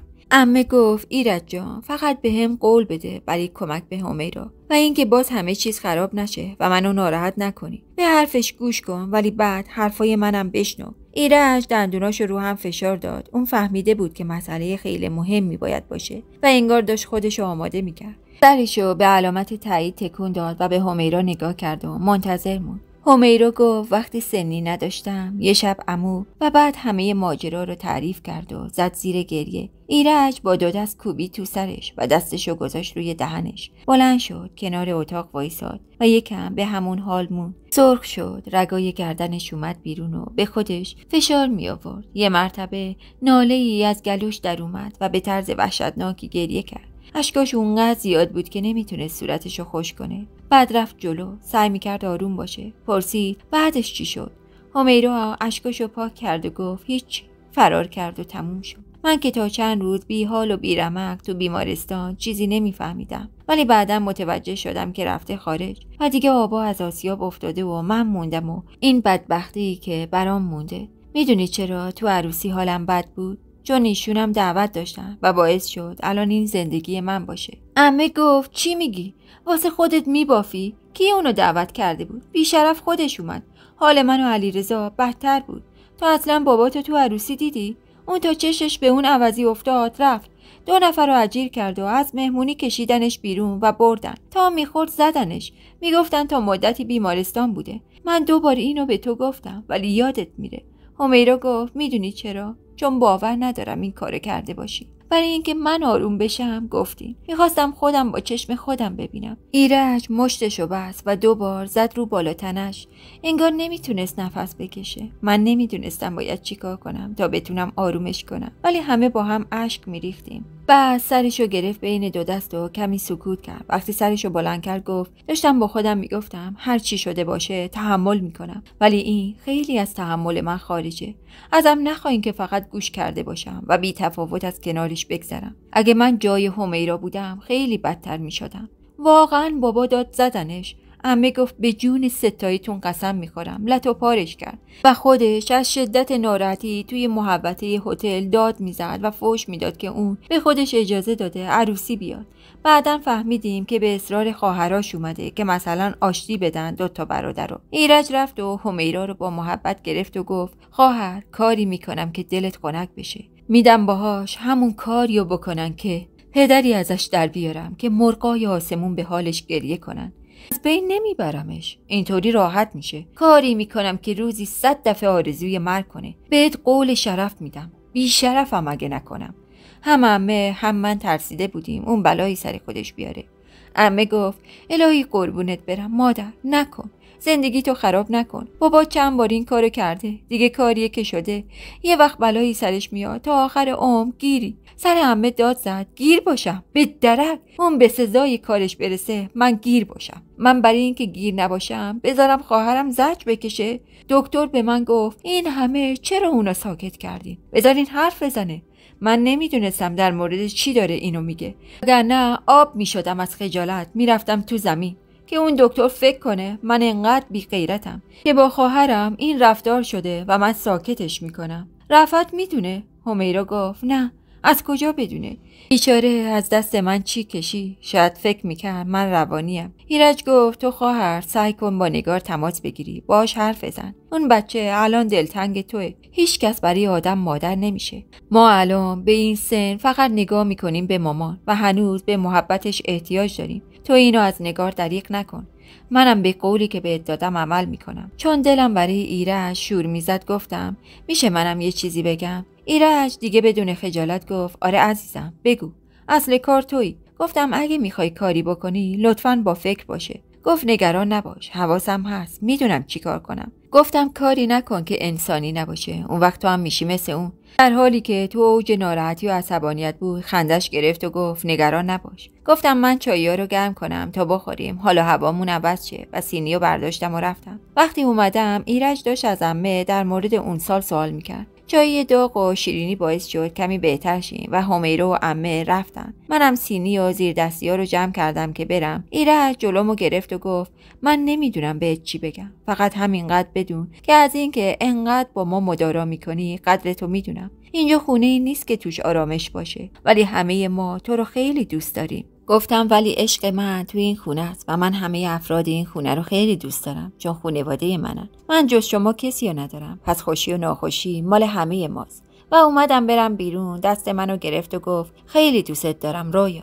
سرمو انداختم پایین و رفتم. در حالی که سینی دستم بود همیرا صدام کرد و گفت بیا کارت دارم. مثل این که منتظرم بود. همونطوری رفتم تو اتاقش. پرسید ناراحت شدی؟ به ایرج گفتم. با تعجب بهش نگاه کردم و پرسیدم چرا این فکر رو کردی؟ اگه تو نمیگفتی من میگفتم. از خدا میخواستم. اون مرده و میتونه حامی تو باشه. ناراحت میشه که بشه. همینه که هست. همه ناراحتیم. اونم باشه. اصل کار الان تویی. تا کی میخواستی اونطوری زندگی کنی و ما چشممونو روی زجر کشیدن تو ببندیم؟ من که دیگه طاقت نداشتم. باید خوب بشی، باید پیش بچت باشی، باید اصلا از زندگیت نهایت استفاده رو ببری. آدم یه بار به دنیا میاد. چشم به هم بذاری پیر میشی و افسوسش برای همه میمونه. خودت از حق خودت دفاع کن. چرا میترسی کسی بهش بر بخوره؟ فدای سرت. هر کسی ناراحته بگو فدای سرم. ببین امروز حرفتو زدی، اتفاقی افتاد. اگه منتظر کسی باشی باید تا آخر عمرت تو اون اتاق بمونی. حرفتو بزن و حق خودتو بگیر. حالا هر طوری دوست داری. یه روز باید این مشکل رو با خودت حل کنی. اگه امروز باشه بهتر از فرداست. به من نگاه میکرد و حرفی نمیزد. چشمایی که از اشک قرمز و ورم کرده بود بازم پر از اشک شد. روی تخت نشسته بود. بلند شد و اومد جلو. سینی ازم گرفت و گذاشت روی میز و همدیگر رو با محبت گرفتیم و اون سرشو گذاشت رو شونه های من و مدتی به همون حال موندیم ولی هیچی نگفت. در حالی که هنوز احساساتی بودم سینیو برداشتم و اومدم پایین. عمه صدام کرد رویا بیا تو اتاق من، کارت دارم. گفتم باشه عمه جون الان میام. وقتی رفتم نگران و آشفته با حالی بد به من گفت چیکار کنم؟ ایرج یه کاری دست خودش نده. گفتم نگران نباشین، من بهش سفارش کردم. اونم آدم بیعقلی نیست، حواسش هست. گفت تو دیدی که چقدر غیرتیه. میترسم خیلی. تو رو خدا مواظب باش، از کارش سر در بیار. خدا رو شکر هفته دیگه میره. شاید تا وقتی برمیگرده فراموش کرده باشه. پرسیدم بلیت گرفته؟ گفت نه، ولی کاراش که درست بشه بلیت کاری نداره، باباش میگیره. با عمه رفتیم و شام آماده کردیم و مرضیه که هنوز اوقاتش تلخ بود و کسی حوصله نداشت از دلش در بیاره رفت و همه رو صدا کرد. علیرضا خان نیومد و گفته بود تو اتاقم میخورم. من به همیرا نگاهی کردم، بهش با اشاره و سر گفتم برو بیارش. ایرجم گفت راست میگه، برو، در حقش بی‌انصافی کردی، برو از دلش در بیار. و همیرا مثل این که خودش هم دلش میخواست رفت توی اتاق علیرضا خان. عمه گفت کی فکر میکرد اون همیرای مغرور بره از کسی عذرخواهی بکنه؟ و مدتی بعد دختر و پسر دست در دست هم اومدن. همه با دردی مشترک و غمی بزرگ کنار هم نشستیم. ساعت نزدیک 12 بود. من تو اتاقم درس میخوندم که سر و صداهایی از پایین شنیدم. نمیخواستم فضولی کنم، ولی حس کنجکاوی امونمو بریده بود. چراغو خاموش کردم و آهسته لایه درو باز کردم تا صدا بیاد تو. صدای تورج رو شنیدم که داشت میومد بالا و با ایرج حرف میزد. صدای عمم میومد و بعد هر سه رفتن تو اتاق ایرج. فهمیدم که ایرج همون موقع از تورج خواسته که بیاد خونه. من رفتم تو رخت خواب. نمیدونستم اگه تورج بفهمه چه اتفاقی میفته و دلم میخواست بدونم چی داره میگذره، ولی قابل حدس بود. خوابم نمیبرد. کمی بعد دیگه هیچ صدایی نمیومد. رفتم تا دندونمو بشورم و کنجکاو برای اینکه ببینم چه خبره چراغ اتاق ایرج روشن بود، ولی صدایی نبود. آهسته رفتم به اتاقم و تا صبح یا بیدار بودم یا خوابای آشفته میدیدم. صبح قبل از من تورج و ایرج رفته بودن تو آشپزخونه و داشتم با عمه حرف میزدن. من دیر بیدار شده بودم. سلام کردم و به تورج گفتم خوش اومدی، حالت خوبه؟ گفت مرسی، تو چطوری؟ گفتم خدا رو شکر و رفتم یه چایی برای خودم ریختم و یه تیکه نون برداشتم و کمی پنیر روش زدم و سریع خوردم و گفتم ببخشید دیرم شده، باید برم. پرسید دانشگاه چطوره؟ گفتم ای خوبه، بدک نیست. گفت میدونستم که دکتر خوبی میشی، شنیدم طبابت از الان شروع کردی. با تعجب پرسیدم کی؟ من؟ نه بابا، هنوز دارن بهمون اعضای داخلی رو یاد میدن. کو تا دکتری؟ گفت ولی تو میتونی، خدا رو شکر یه دکتر خانوادگی داریم. خب برو، مزاحمت نمیشم، امروز هستم میبینم. ایرج گفت اسماعیل اومده، هوا سرده. بهش گفتم بیا جلوی در. دستمو بلند کردم و گفتم خداحافظ و رفتم. در حالی که دلم نمیخواست برم، میترسیدم این دوتا برادر کاری دست خودشون بدن. میخواستم قبل از رفتنم با ایرج حرف بزنم، ولی نمیشد. من حتی شماره کارخونه رو هم نداشتم. اون روز پنجشنبه بود و من ساعت 11 تعطیل میشدم. عجله داشتم که زودتر خودم رو برسونم به خونه. با عجله میرفتم تا به اسماعیل برسم که یکی از پشت سر پیراهنمو کشید. وایسادم، دیدم شهرت. عصبانی بود. گفت چرا هرچی صدات میکنم جواب نمیدی؟ گفتم نشنیدم. چی کارم داری؟ گفت میخواستم بهت بگم تلافی این کارتو در میارم، منتظر باش. گفتم نمیدونم از چی حرف میزنی. گفت خودت بهتر میدونی. ایرجو پر کردی، انداختی به جون من. 2 روزه تو خونه مریض شدم، افتادم. هرچی از دهنش در اومد به من گفت. حالا میبینی. و با سرعت برگشت به طرف دانشگاه. تازه یادم اومده بود که راست میگفت. چند روزه اون نیومده بود و من اصلا متوجه نشده بودم. با خودم گفتم ولش کن، الان خودم 1000 تا مشکل دارم. وقتی رسیدم همیرا تو حال بود. منو که دید از جاش بلند شد و اومد طرفم و با اضطراب گفت رویا دارم دیوونه میشم. مامان با تورج و ایرج رفته بیرون. پرسیدم مگه ایرج نرفته کارخونه؟ گفت حتما نه دیگه، مرضیه میگفت با هم رفتن بیرون. یعنی میگی کجا رفتن؟ میدونی دیشب تورج اومده؟ گفتم آره دیدمش، ولی نمیدونم بین اونا چی گذشته. صبح که میرفتم تورج حالش خوب بود. اگه بهش گفته بودن حتما یه عکس العملی نشون میداد. گفت نه تورج اینجوری نیست، میتونه خودشو نگه داره، مثل ایرج نیست. اون نمیتونه جلوی احساسشو بگیره. رویا نمیخوام بلایی سر این دوتا داداشم بیاد، ارزش نداره. حاضرم تا آخر عمر همینطور بمونم، ولی اونا چیزشون نشه. خدا کنه زودتر بیان، دارم از نگرانی میمیرم. گفتم نه بابا، حالا از کجا معلوم که برای این کار رفته باشن؟ الان که اومدم من با ایرج حرف میزنم، خاطرت جمع، نمیذارم کار بدی بکنن. با اضطراب گفت نمیخوام، جز خوبی اونا چیزی نمیخوام، اصلا ولش کنن دیگه. بهشون میگم. یه ساعتی من و همیرا با نگرانی چشم به در دوختیم تا صدای ماشین اومد. جلوی در نگه داشت. ایرج ماشینو تو پارکینگ نبرد و خودشم اومد تو. جلوتر از همه عمه بود. من و همیرا با هم پرسیدیم کجا رفته بودین؟ عمه با سر اشاره کرد چیزی نیست، خرید داشتیم. همیرا پرسید پس کو؟ چی خریدین؟ تورجم اومد تو. همیرا رفت جلو و تا اومد حرف بزنه تورج اونو با محبت گرفت. و من دیدم که اون مرد بزرگ مثل بچه‌ها گریه میکرد و این بار اون بود که سرشو رو شونه همیرا گذاشته بود و زار زار میگریست. طوری اشک میریخت که انگار تمومی نداره، جوری که کسی نمیتونست اون منظره رو ببینه و گریهش نگیره. تورج همینطور که همیرا رو با محبت گرفته بود گفت خاک بر سر من که این همه سال فکر میکردم تو آدم از خود راضی و کسل کننده هستی. هیچ وقت نفهمیدم که چه بلایی سرت اومده. چقدر زجر کشیدی. نگران نباش خواهر، من و ایرج با توییم، نمیذاریم اینطوری بمونه. همیرا گفت نمیخوام، تو رو خدا به من رحم کنی. حاضرم تا آخر عمر تحمل کنم، ولی شما خودتونو تو دردسر نندازید. اگه مشکلی براتون پیش بیاد من باید بقیه عمرمو هم روی این عذاب وجدان بذارم. نکنی. دیگه نمیخوام. همینقدر که پشت من هستین برام کافیه. به خدا انقدر هرس خوردم دارم دوباره مریض میشم. نکنین. ایرج گفت مگه ما بچه‌ایم، خاطرت جمع باشه. کاری نمی کنیم که تو ناراحت بشی و رفت بالا و خیلی زود با یه ساک برگشت پایین و گفت نمیخوام نگران باشینا، ما زود میایم. رویا نزدیک تلفن باش. و هر دو با سرعت رفتن بیرون. من و عمه و همیرا دنبالشون التماس میکردیم ولی اونا گوش نمیکردن و با عجله سوار شدن و راه افتادن و با سرعت از خونه رفتن بیرون. ستایی بدون لباس گرم تو اون هوای سرد بیرون وایساده بودیم و نمیدونستیم چیکار کنیم. من گریم گرفته بود. گفتم تقصیر منه. ای وای کاش کاری نکرده بودم. اگه بلایی سرشون بیاد تقصیر منه. عمه گفت بیایم بریم تو، سرما میخوریم. دنبال مقصر نگردی. یه روز باید اینطوری میشد. هر وقت اونا میفهمیدن همین بود. صدای زنگ تلفن باعث شد عمه جلوتر از ما خودشو برسونه به تلفن. علیرضا خان بود. صدای فریادش از پشت گوشیم میومد. چیزی نگو، فقط داد میزد بگو اون اسماعیل بیاد دنبال من زود. و گوشیو قطع کرد. 1 ساعت بیشتر طول نکشید که علیرضا خان اومد. اونقدر عصبانی بود که میترسیدم منو هم بزنه. سر عمه فریاد کشید خوب شد حالا؟ 100 دفعه نگفتم اینو هم نزنین؟ به جای عمه همیرا صداشو بلند کرد و گفت اگه خودت همون روز حسابشو رسیده بودی الان اینطوری نمیشد. علیرضا خان باز سر عمه داد زد چرا الان جلوشونو نگرفتی؟ میرن یه کاری دستمون میدن. عقل ندارن که. عزت و 2 تا دیگه از کارگرا امروز از کارخونه جیم شدن. زنگ زدم به غلامرضا بگم، اونم گوشیو بر نداشت. حالا چه خاکی به سرمون بریزیم؟ اون عزت لاته، میزنه اون از بین میبره.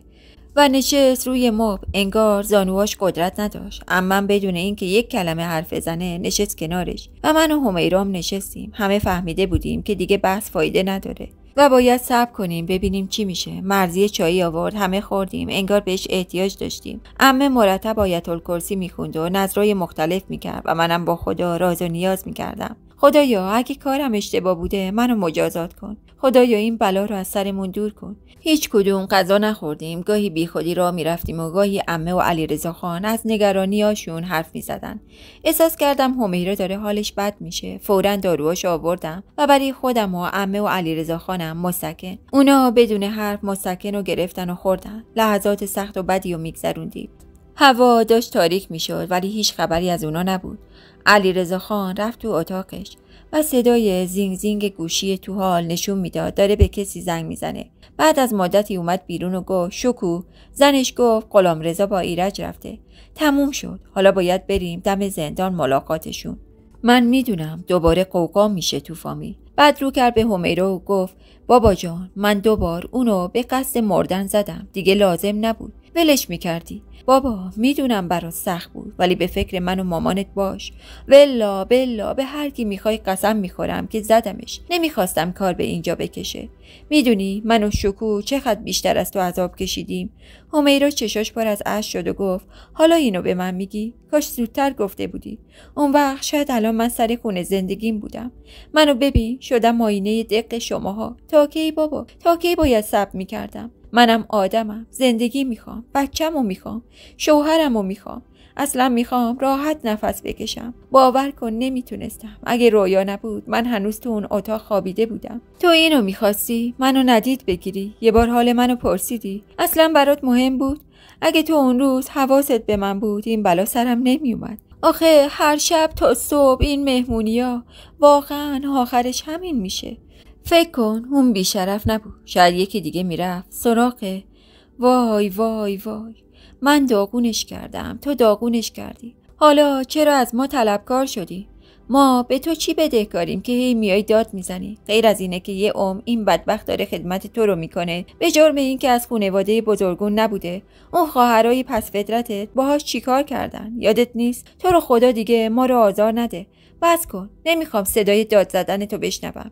میدونی چی تو این مدت منو بیشتر از همه رنج داد؟ بی‌تفاوتی شما بود. دلم میخواست هر وقت ناراحت بودم سرمو بذارم رو شونه تو، ولی به جاش چیکار کردی؟ فحش دادی و داد زدی، متلک گفتی. صدای زنگ تلفن همه ما رو سر جامون میخکوب کرد. عمه گفت بذار رویا برداره. علیرضا خان گفت اگه ایرج بود بده به من. گوشیو برداشتم، ایرج بود. پرسید رویا تویی؟ گفتم آره. شما کجایین؟ گفت همیرا رو بردار، یکی با ماشین من دم دره، شما رو میاره پیش ما، زود بیاین. علیرضا خان گوشیو گرفت ولی ایرج دیگه قطع کرده بود. پیدا بود از دست منم عصبانی شده. با تندی ازم پرسید چی گفت؟ نمیشد بهش دروغ بگم. گفتم کسی رو فرستاده دنبال من و همیرا. گفت بریم، همه با هم بریم. چند لحظه بعد توی ماشین ایرج بودیم در حالی که یکی از کارگرای کارخونه اونو میروند.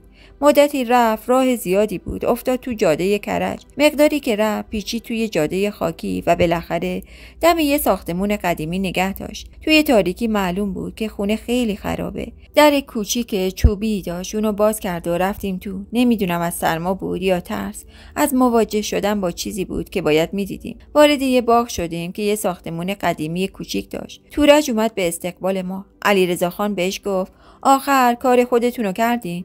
تورج با یه لبخند گفت آره کردیم، اون کاریو که باید میکردیم کردیم. و رفت و همیرا رو با محبت گرفت و گفت طاقت داری ببینی چه شکلی شده؟ بیا بریم. رو کرد به من و گفت تو اگه میخوای نیا.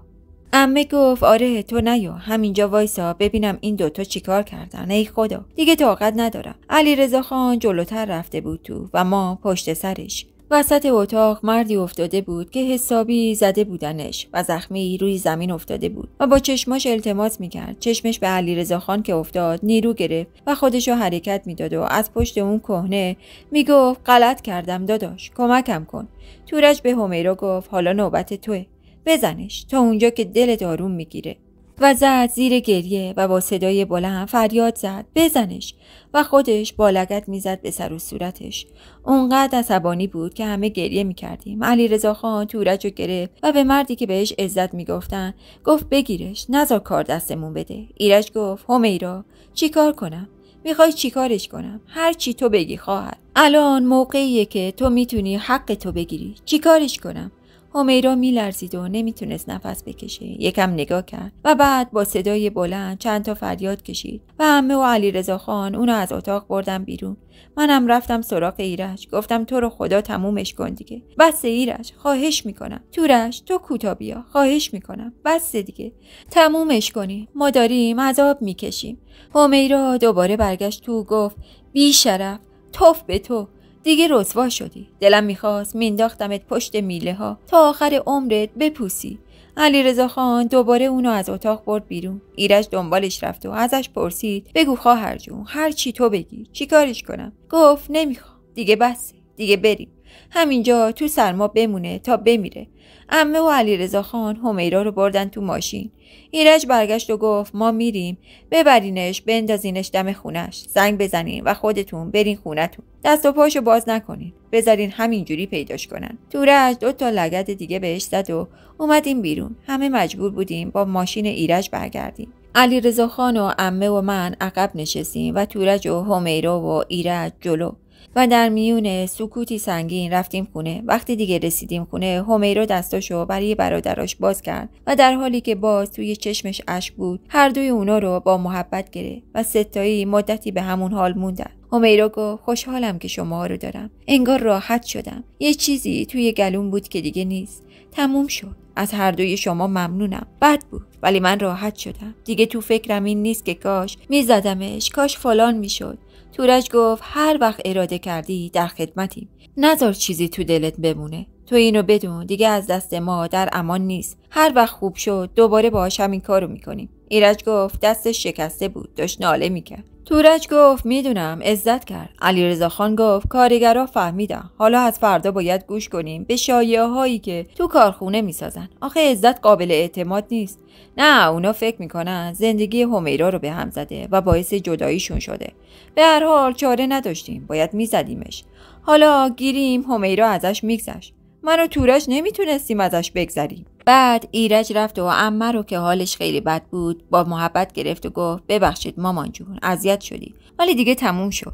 شام درست نکن، من میرم و همبرگر میگیرم. تورج گفت نه صبر کن، اسماعیل رو میفرستیم، تو چرا بری؟ خیلی خسته شدی. گفت باشه، بگو زیاد بگیره که خیلی گرسنم. و خودش رفت بالا. تورجم رفت زنگ بزنه تا اسماعیل رو خبر کنه. اون شب من خیلی احساس خستگی میکردم، ولی انگار منم یه جورایی خیالم راحت شده بود که دیگه خطری برای ایرج نیست و همیرام دلش قرار گرفته. شب جمعه بود و همه تا دیر وقت نشستن و در مورد این موضوع حرف زدن، ولی من به شدت خوابم میومد و ساکت یه گوشه نشسته بودم. نمیدونم چرا اخمام تو هم بود. دلم نمیخواست نه به حرفای تورج بخندم، نه با همیرا همدردی کنم، نه به نگاه‌های عاشقانه ایرج جواب بدم. هیچ احساسی نداشتم. نوعی سردرگمی و بیقراری بهم دست داده بود. علیرضا خان به من گفت خب رویا، این کاری بود که تو شروع کردی، چرا چیزی نمیگی؟ گفتم من اینطوری فکر نمی کنم، این کار من نبود، دست دیگه ای تو کار بود. چرا من از این خونه سر در آوردم؟ کی اینقدر مهر همیرا رو تو دل من گذاشت و تمام توجه من به اون جلب شد؟ چرا من پزشکی قبول شدم و چرا یکی از استادای من باید دکتری باشه که در مورد مریضی اون صحبت کنه؟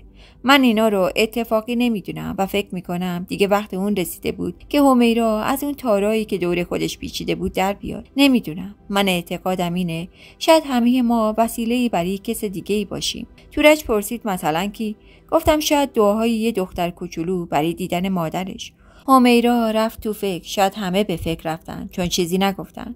یک هفته گذشت و باز جمعه بود و قرار بود ایرج فردا شب ساعت 1:30 بره. من تو این مدت تمام وقت تنهاییامو به گریه گذروندم. هرچی خودم رو راضی میکردم بازم نمیتونستم از ایرج جدا بشم. خیلی دوستش داشتم و هرچی بیشتر اونو میشناختم صفات اخلاقی خوب بیشتری ازش سراغ میکردم و عشقم نسبت به اون بیشتر میشد. تو این مدتم به خواست علیرضا خان ازش دوری میکردم و زیاد با هم حرف نزده بودیم. گاهی فکر میکرد که از دستش ناراحتم، گاهی دلگیر میشد و گاهی هم تلافی میکرد و من با اینکه دلم براش پر میزد نمیتونستم بهش بگم که علیرضا خان ازم چی خواسته. چون ایرج میخواست بره، تورجم دوباره شب جمعه اومد. همیرا حالش خیلی بهتر بود و آروم شده بود و اون بیقراری سابقه نداشت، ولی هر چی تلاش کردیم نتونستیم با نگار تماس بگیریم. برای همین اونم غمگین شده بود. شب شنبه تورج باید برمیگشت به دانشکده. ایرج خودش راه افتاد تا اونو برسونه. با هم رفتم بیرون. تورج برگشت و به من گفت رویا میشه تو هم بیای؟ من بی اختیار به علیرضا خان نگاه کردم و گفتم نه، من درس دارم، شما برین. گفت دستوره، بیا باهات کار دارم. گفتم باشه بعداً. نمیام. برگشت و گفت اگه خواهش کنم میای. مونده بودم چرا اون داره این کارو میکنه. عمه گفت خب برو مادر ببین چی کاری داره. گفتم تورج جان به خدا کار دارم، درسم مونده، نمازم هم نخوندم، تو برو. گفت زود باش، ایرج منتظره. علیرضا خان گفت خب چرا نمیری؟ برو دیگه، حال و هواتم عوض میشه. خیلی تو همی، امشب اصلا حرف نزدی دخترم. تعجب کردم. با موافقت اون بلند شدم و رفتم. پالتومو پوشیدم، اومدم پایین. تورج هنوز منتظر من بود. با هم از ساختمون رفتیم بیرون. به ماشین که رسیدیم خودش نشست عقب و به من گفت تو بشین جلو گرم شی. تازه من که زود پیاده میشم. ایرج نمیدونست تأخیر تورج برای بردن من بوده. فهمیدم که خوشحال شده. وقتی راه افتادیم تورج گفت میخواستم یه چیزی بهتون بگم که به هر ستای ما مربوط میشه. قلبم فرو ریخت. من دیگه تحمل یه هیجان دیگر رو نداشتم و دلم نمیخواست تورج حرفی بزنه که باز بحث و گفتگو بشه. اون ادامه داد من چند وقته با مینا دوست شدم. باهاش میرم بیرون و بهش علاقه‌مند شدم. مامانش و باباشم میدونن. میخواستم شما بدونین. ایرج زد رو ترمز و زد کنار و وایساد. گفت یعنی چی؟ این چه حرفیه میزنی؟ امکان نداره تو مینا رو دوست داشته باشی. تورج گفت خیلی ازش خوشم میاد، مخصوصا از صداش. دلم میخواد باهاش باشم. نمیگم که الان عاشق و شیداشم، ولی اون خیلی خوبه. بهم آرامش میده و همش بهش فکر میکنم و هر وقتم میتونم میرم با هم میریم بیرون. بهتون گفتم که بدونین یه وقت اگه شنیدین شوکه نشین. ایرج گفت الان بگو برای چی داری این کارو میکنی؟ این حرفا رو چرا میزنی؟ من دارم میرم، خیالمو ناراحت میکنی. گفت داداش من که نگفتم الان میخوام کاری بکنم، فقط از ارتباطی که با مینا داشتم گفتم. اینم اصرار اون بود، میگه خودت به رویا بگو. خودش خجالت میکشید بگه، ولی باور کن قول چیزی بهش ندادم. الان فقط دوستیم.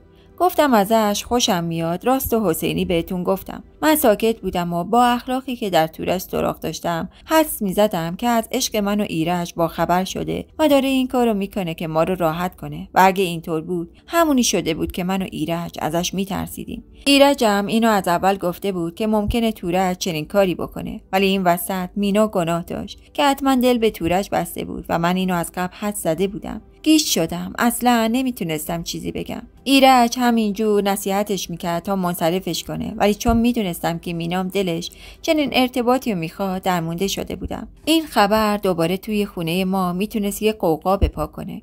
تورج گفت حالا هنوز چیزی نیست که تو اینطوری میکنی. رویا تو چی میگی؟ گفتم به حرفم گوش میکنی؟ لطفاً آینده خودتو مینا رو خراب نکن.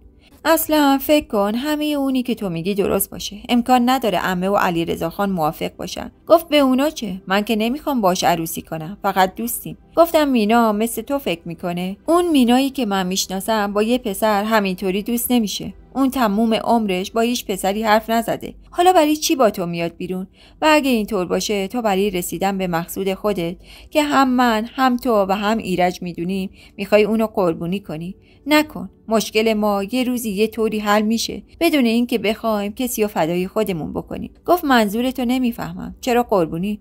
اصلا چرا مسئله رو بزرگ میکنی؟ بابا من با یه دختر دوست شدم، چون دوست توئه بهت گفتم. گفتم نه اینطور نیست، من تو رو میشناسم. ایرجم میدونه. ببخشید، میخوام راحت حرف بزنم.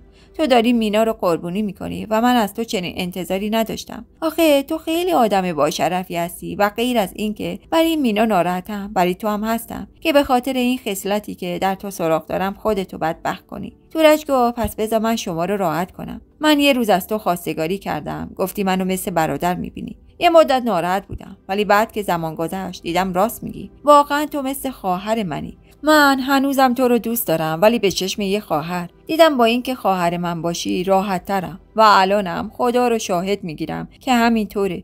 تو خواهر منی و از همه مهمتر اینه که قبولت دارم. حالا چون من یه روز حرف احمقانه ای زدم تا ابد حق ندارم کاری بکنم. ایرج گفت چرا داداشم، ولی اینطوری نه. با مینا نه. این همه دختر، برو سراغ یکی دیگه. خندید و گفت مینا مگه چشه؟ خانومه، با صبر، عاقل، خوش زبونه و خوش صداست. انشالله امسالم دانشگاه قبول میشه. بعد حرف میزنی. بذارین به عهده من. بهتون قول میدم حواسم باشه. من که نمیخوام زندگی خودم رو خراب کنم. شایدم خودش فهمید من دیوونم و ولم کرد. پرسیدم واقعا سوری جون و آقای حیدری میدونن؟ گفت آره، به خدا میرم در خونه دنبالش. مامانش میاد تعارف میکنه. گفتم اونا فکر میکنن تو میخوای باهاش ازدواج کنی. به خدا بد شد. تورج گفت والا بلا من هیچ کاری نکردم که اونا همچین فکری بکنم. به مینام گفتم من الان قصد ازدواج ندارم. گفتم نمیدونم به خدا چی بگم، چون اون آقای حیدری که من میشناسم امکان نداره بذاره دخترش با کسی بی خودی بره بیرون. گفت آخه هر کسی منو میبینه بهم اعتماد میکنه. اصلا من با هر کسی فرق میکنم. پرسیدم تورج تو رو خدا بگو حالا چرا مینا؟ گفت ها سوال به جایی کردی. از همون روز اولی که دیدمش فهمیدم سر به سر گذاشتنش خیلی خوبه. همینطور که نگاش میکردم مجسم کردم یکی یکی خونواده تجلی دارن سر به سرش میذارن. دیدم نه خوبه، میشه. حالا یه مدت هم سر به سر اون میذاریم و میزنیمش و سرمون گرم میشه. ایرج گفت باز شروع کردی تورج، حرفو عوض نکن، جواب بده. گفت نه به خدا راست میگم. مگه ما رویا رو نزدیم؟ مگه هادیو نزدیم؟ ای وای یادت رفت همین تازگی عموی خودمونو زدیم. چه زود یادت رفت. حالا دیگه نوبتی هم باشه نوبت میناست. یه بار میزنیم، اگه عاقل بود و خودش رفت که هیچی، اگه نرفت حقشه، بازم میزنیم. و خودش شروع کرد به خندیدن و معلوم میشه زده به دنده شوخی و دیگه نمیشه باش جدی حرف زد. گفتم میشه بگی اصلا هدفت چیه؟ گفت آره گفتم که. من و ایرج فهمیدیم که بحث فایده نداره و اونو رسوندیم و لحظه خداحافظی برای اونا رسید. دو برادر چنان با محبت همدیگر رو گرفته بودن که باز تورج با اون دل حساسش نتونست جلوی گریهشو بگیره. ایرج گفت چرا گریه میکنی؟ مگه کجا دارم میرم؟ 10 روز دیگه برمیگردم. اشکشو با کنار بازوش پاک کرد و گفت بهت قول میدم بیشتر از 1 ماه بشه. اگه زودتر اومدی این اشک و مدیون من میشی. پس اشکتو در میارم. پس زود بیا که من و رویا منتظرت هستیم داداش. اون رفت و ایرج مدتی وایساد، به پشت سر اون نگاه کرد. بعد اومد تو ماشین نشست و گفت حالا چیکار کنیم رویا؟ گفتم نگران نباش، من با سوری جون حرف میزنم. گفت برای این نمیگم. تو فهمیدی تورج داشت چیکار میکرد؟ گفتم آره، کاملا مشخص بود. چیکار میتونیم بکنیم؟ تو بگو. گفت اون امشب 2 تا کار کرد. همین که خیال ما رو راحت کرد که یعنی میدونه و بیخیال شده. همین که باعث شد شب آخر تنها بشیم و با خیال راحت خداحافظی کنیم. پس معلوم میشه خیلی وقت جریان ما رو میدونه. گفتم اون خیلی اخلاق خاصی داره، خیلی هم باهوشه. گفت آره خیلی مرده، من اونو میشناسم، میدونستم اگه بفهمه این کارو میکنه. خدا کنه جریان مینا راست نباشه، وگرنه هم برای اون و هم مینا نگران میشم. باور کن رویا، خیلی دوست دارم که میتونم به خاطر تو اینو تحمل کنم. کاش حرفشو بهم میزد، ولی همش به شوخی برگزار میکنه. حالا بگو من چطوری تو رو بذارم و برم؟ من وقتی صبح میرم سر کار تا وقتی برمیگردم چشمم به ساعته که کی تو رو میبینم. باور کن دلم تنگ میشه. حالا باید این مدت دوری تو رو تحمل کنم. گفتم ایرج هیچی نگو که دلم خیلی تنگه. تو میری و این منم که باید چشم به راهت بمونم. اگه بیشتر طول بکشه چیکار کنم؟ نکنه دیر بیای. با محبت منو گرفت و گفت مگه طاقت میارم؟ چی داری میگی؟ این حرفو نزن. با خودت هم همچین فکری نکن. من هر روز باهات حرف میزنم. راه افتاد و گفت من فردا میام دانشگاه دنبالت، یه دور میزنیم و بعد میریم خونه و تا موقع پرواز میخوام پیشم باشی. گفتم من فرودگاه نمیام، نمیتونم ببینم داری ازم دور میشی. گفت اگه نیای من نمیتونم برم، میخوام تا آخرین لحظه ببینمت، خواهش میکنم بیا، تو رو خدا. ساکت شدم، نمیخواستم اون بفهمه بغض کردم. اون همینطور تو خیابونو دور میزد و با هم حرف میزدیم. وقتی رسیدیم خونه همه خواب بودن و من با سرعت رفتم تو اتاقم. کمی بعدم ایرج اومد بالا، یه ضربه خیلی کوچیک زد به در. لای در باز کردم و آهسته گفتم چیکار داری؟ برو بخواب. گفت نمیدونم، شاید بهت گفته باشم ولی یادم نیست. میخواستم بگم عاشقتم، خیلی دوست دارم. گفته بودم؟ گفتم من که یادم نیست ولی خوب شد گفتی. گفت میشه یه تیکه از موهاتو بدی با خودم ببرم؟ گفتم این لوس بازی ها رو از کجا یاد گرفتی؟ من باید تو قلبت باشم. برو بخواب که فردا خیلی کار داری. شب بخیر. اون شب من با ترس از دست دادن ایرج تا صبح نخوابیدم. علیرضا خان حرفی نمیزد ولی من از کاراش میفهمیدم که دلش نمیخواست من با ایرج ازدواج کنم. شایدم واقعا به خاطر تورج بود و شایدم چون من دختر برادر عمه بودم راضی نبود. به هر حال اینا فکرایی بود که من میکردم. روز شنبه بود و دکتر جمالی با ما درس داشت. اون روز دیدم که رنگ نگاه دکتر فرق کرده و هر وقت نگاش به من میفته لبخند میزنه. خیلی خوشم نمیومد ولی چون اون دکتر همیرا بود عکس العملی نشون ندادم. ولی اون روز از درسی که خیلی دوست داشتم چیزی نفهمیدم. ایرج منتظرم بود. با عجله خودمو بهش رسوندم. کنار ماشین وایساده بود. گفتم سوار شو، سرده. و خودم نشستم تو ماشین. فوراً دستمو گرفت. با یه ذوق بچگونه به من گفت ببین روی صندلی عقب چی برات گذاشتم. یه جعبه اونجا بود، برداشتم و بازش کردم. یه دوربین عکاسی لوبیتل بود. من همچین چیزی رو ندیده بودم که یه دوربین میتونه عکس رو همونجا چاپ کنه و بیرون بده. خیلی هیجان انگیز بود. گفتم چرا این کارو کردی؟ دستت در نکنه. من خیلی خوشحال شدم. گفت میخوام اول خودم ازش استفاده کنم. الان میرم جایی که چند تا عکس ازت بگیرم، با خودم ببرم و تو هم در نبود من هر روز از کارایی که میکنی عکس بنداز و وقتی من اومدم بهم نشون بده. انشالله با همین دوربین از بچه‌هامونم عکس میگیریم. کمی بعد ما تو بلوار الیزابت بودیم.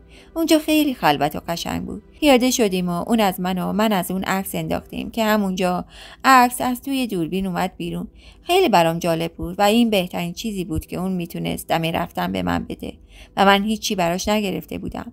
وقتی رسیدم خونه رفتم تو اتاقم و یه راست چمدونم رو بیرون کشیدم و یه ساعت جیبی کوچیک که یادگار بابام بود در آوردم و کمی از موهامو قیچی کردم و گذاشتم توش تا در یه موقعیت مناسب بهش بدم. عمه شامو زودتر داد تا برم فرودگاه. من قصد نداشتم برم چون میترسیدم علیرضا خان چیزی بگه که باعث ناراحتی شه. ایرج داشت تو اتاقش حاضر میشد. همیرا اومد و ازم پرسید تو مگه نمیای؟ گفتم نه. گفت بلند شو، زود باش، خودتو لوس نکن، تو باید بیای، زود باش. گفتم تو رو خدا اصرار نکن، نمیتونم بیام. با بی‌حوصلگی گفت ای بابا خودت میدونی و رفت پایین. ایرج داشت حاضر میشد. وایساده بودم تا ببینمش و باهاش خداحافظی کنم. چمدون به دست اومد. تا چشمم بهش افتاد اشکم سرازیر شد. رفتم جلو و فوراً ساعتو کردم تو دستش و گفتم این پیشت باشه تا برگردی. ساعت بابامه. برام خیلی عزیزه. بهم نگاه کرد و در ساعتو باز کرد. گفت تو که گفتی لوس بازیه. من این لوس بازیو روزی 100 بار بو میکنم. عمه صدا کرد ایرج دیر میشه. کجایی؟ زود باش. گفت بدو حاضر شو که بدون تو نمیرم. گفتم نه من نمیام. الان خداحافظی میکنیم. یه مرتبه منو با محبت گرفت و بعد گفت اگه نیای برمیگردم تو اتاقم. صدای عمه اومد که داد زد رویا تو کجایی؟ زود باش دیگه. تو دلم گفتم علیرضا خان هر چی میخواد بگه من میرم. میخوام تا ثانیه آخر پیش ایرج باشم. سری آماده شدم و با اونا رفتم و بالاخره ایرج آخرین نگاه عاشقانه رو به من انداخت و رفت که سوار هواپیما بشه. اون که دور میشد احساس میکردم برای آخرین باره که اونو میبینم. دلم داشت میترکید. اشکام طوری میریخت که دیگه نمیتونستم ببینمش. یه دفعه برگشت و با سرعت اومد طرف ما و خودش رو رسون به عمه و علیرضا خان و گفت امانتی ما دست شما سپردم. مواظبش باشین. علیرضا خان گفت برو نگران نباش ما هستیم و بعد دوباره عمه رو با محبت گرفت. عمه دستی به شونش زد و گفت آره برو پسرم مثل چشمم ازش مواظبت میکنم. بعد نگاهی به من کرد و رفت. عمه همینطور که گریه میکرد سرش آورد کنار گوش منو گفت پدر سوخته دلش میخواست تو رو با محبت بگیره اما روش نشد. همیرا بازوی منو گرفت و گفت گریه نکن تا چش به هم بزنی برگشته جایی نمیره که زود میاد. ما تا اون سوار هواپیما شد و از زمین بلند شد پشت شیشه وایسادیم. بدون اون برگشتیم خونه. به نظرم همه جا خالی بود. دلم قرار و آروم نداشت. طاقت نداشتم. دستمو گذاشتم روی صورتم و های های گریه کردم. اصلا متوجه نشدم که عمه و همیرا اومدن تو اتاقم. برای اولین بار احساساتمو نسبت به ایرج میدیدن. دیگه دلم میخواست همه بدونن که چقدر دوستش دارم. با حال نزاری گفتم همیرا چطوری تحمل کنم تا اون برگرده؟ همیرا منو با محبت گرفت و گفت میدونی ایرج به من چی گفت؟ همونطور که گریه میکردم سرمو تکون دادم و گفت رویا تو رو از من بیشتر دوست داره. تنهاش نذار تا من بیام. حالا راست گفتی یا الکی بهش گفتی؟ اگه منو بیشتر دوست داری خب ایرج رفته. من که اینجا با هم خوش میگذرونیم تا اون بیاد. عمه گفت اگه قرار باشه از الان اینطوری بکنی تا اون برگرده چیزی ازت نمیمونه. عمه جون خودتو جمع جور کن. یکی دو روزی بگذره عادت میکنی. امشب برو تو اتاق همیرا. گفتم نه دیگه نزدیک صبح شده. فردا خیلی درس دارم. سرم گرم میشه. عمه داشت از اتاق میرفت بیرون که صدای زنگ تلفن هر سه ما رو از جا پرون. به هم نگاه کردیم. کی میتونست باشه؟ همیرا گفت ایرج که نیست هنوز تو راهه. پس کیه؟ عمه گوشیو برداشت و گفت الو بفرمایید. جانم عزیزم آخه تو کجایی مادر؟ الهی مادر فدات بشه. چرا جواب تلفن رو نمیدی؟ آره عزیزم ما خوبیم. تو چطوری؟ مامانت اینجاست میخواد باهات حرف بزنه. رنگ همیرا مثل گچ دیوار سفید شده بود و تمام وجودش میلرزید و قدرت نداشت تا دم تلفن بره. من گرفتمش. با دو دست بازوی منو گرفت و رسوندمش به گوشی. همونطور که از خوشحالی میلرزید با دستای لرزونش گوشیو گرفت. ممنون از این که تا پایان این قسمت از سرگذشت رویا با من همراه بودید. دوستای عزیزم قسمت 8 سرگذشت شنیدنی رویا روز سه‌شنبه پخش میشه. خوشحال میشم با کامنت صدای تو از ما حمایت کنید و همچنین عزیزای دلم در کانال داستانهای شهر سرگذشت شنیدنی هانیه رو گذاشتم. حتما گوش کنید. سرگذشت خیلی جذاب و شنیدنیه. و همچنین مستان جون در کانال مستان سرگذشت خیلی زیبا و شنیدنی گذاشته. اونم گوش کنید و کامنت بذارید. در پایان دوستای عزیزی که از هوم پیج یوتیوب اومدید لطفاً کانال صدای تو رو سابسکرایب کنید. زنگوله رو فعال، لایک، کامنت و شیر کردن داستان‌ها برای دوستانتون فراموش نشه. با شیر کردن داستان‌ها به بیشتر دیده شدن و شنیده شدن ما کمک کنید. دوستدار همیشگی شما شمیم. اگه سوالی در ارتباط با زندگی رویا داشتید بپرسید حتما جواب میدم.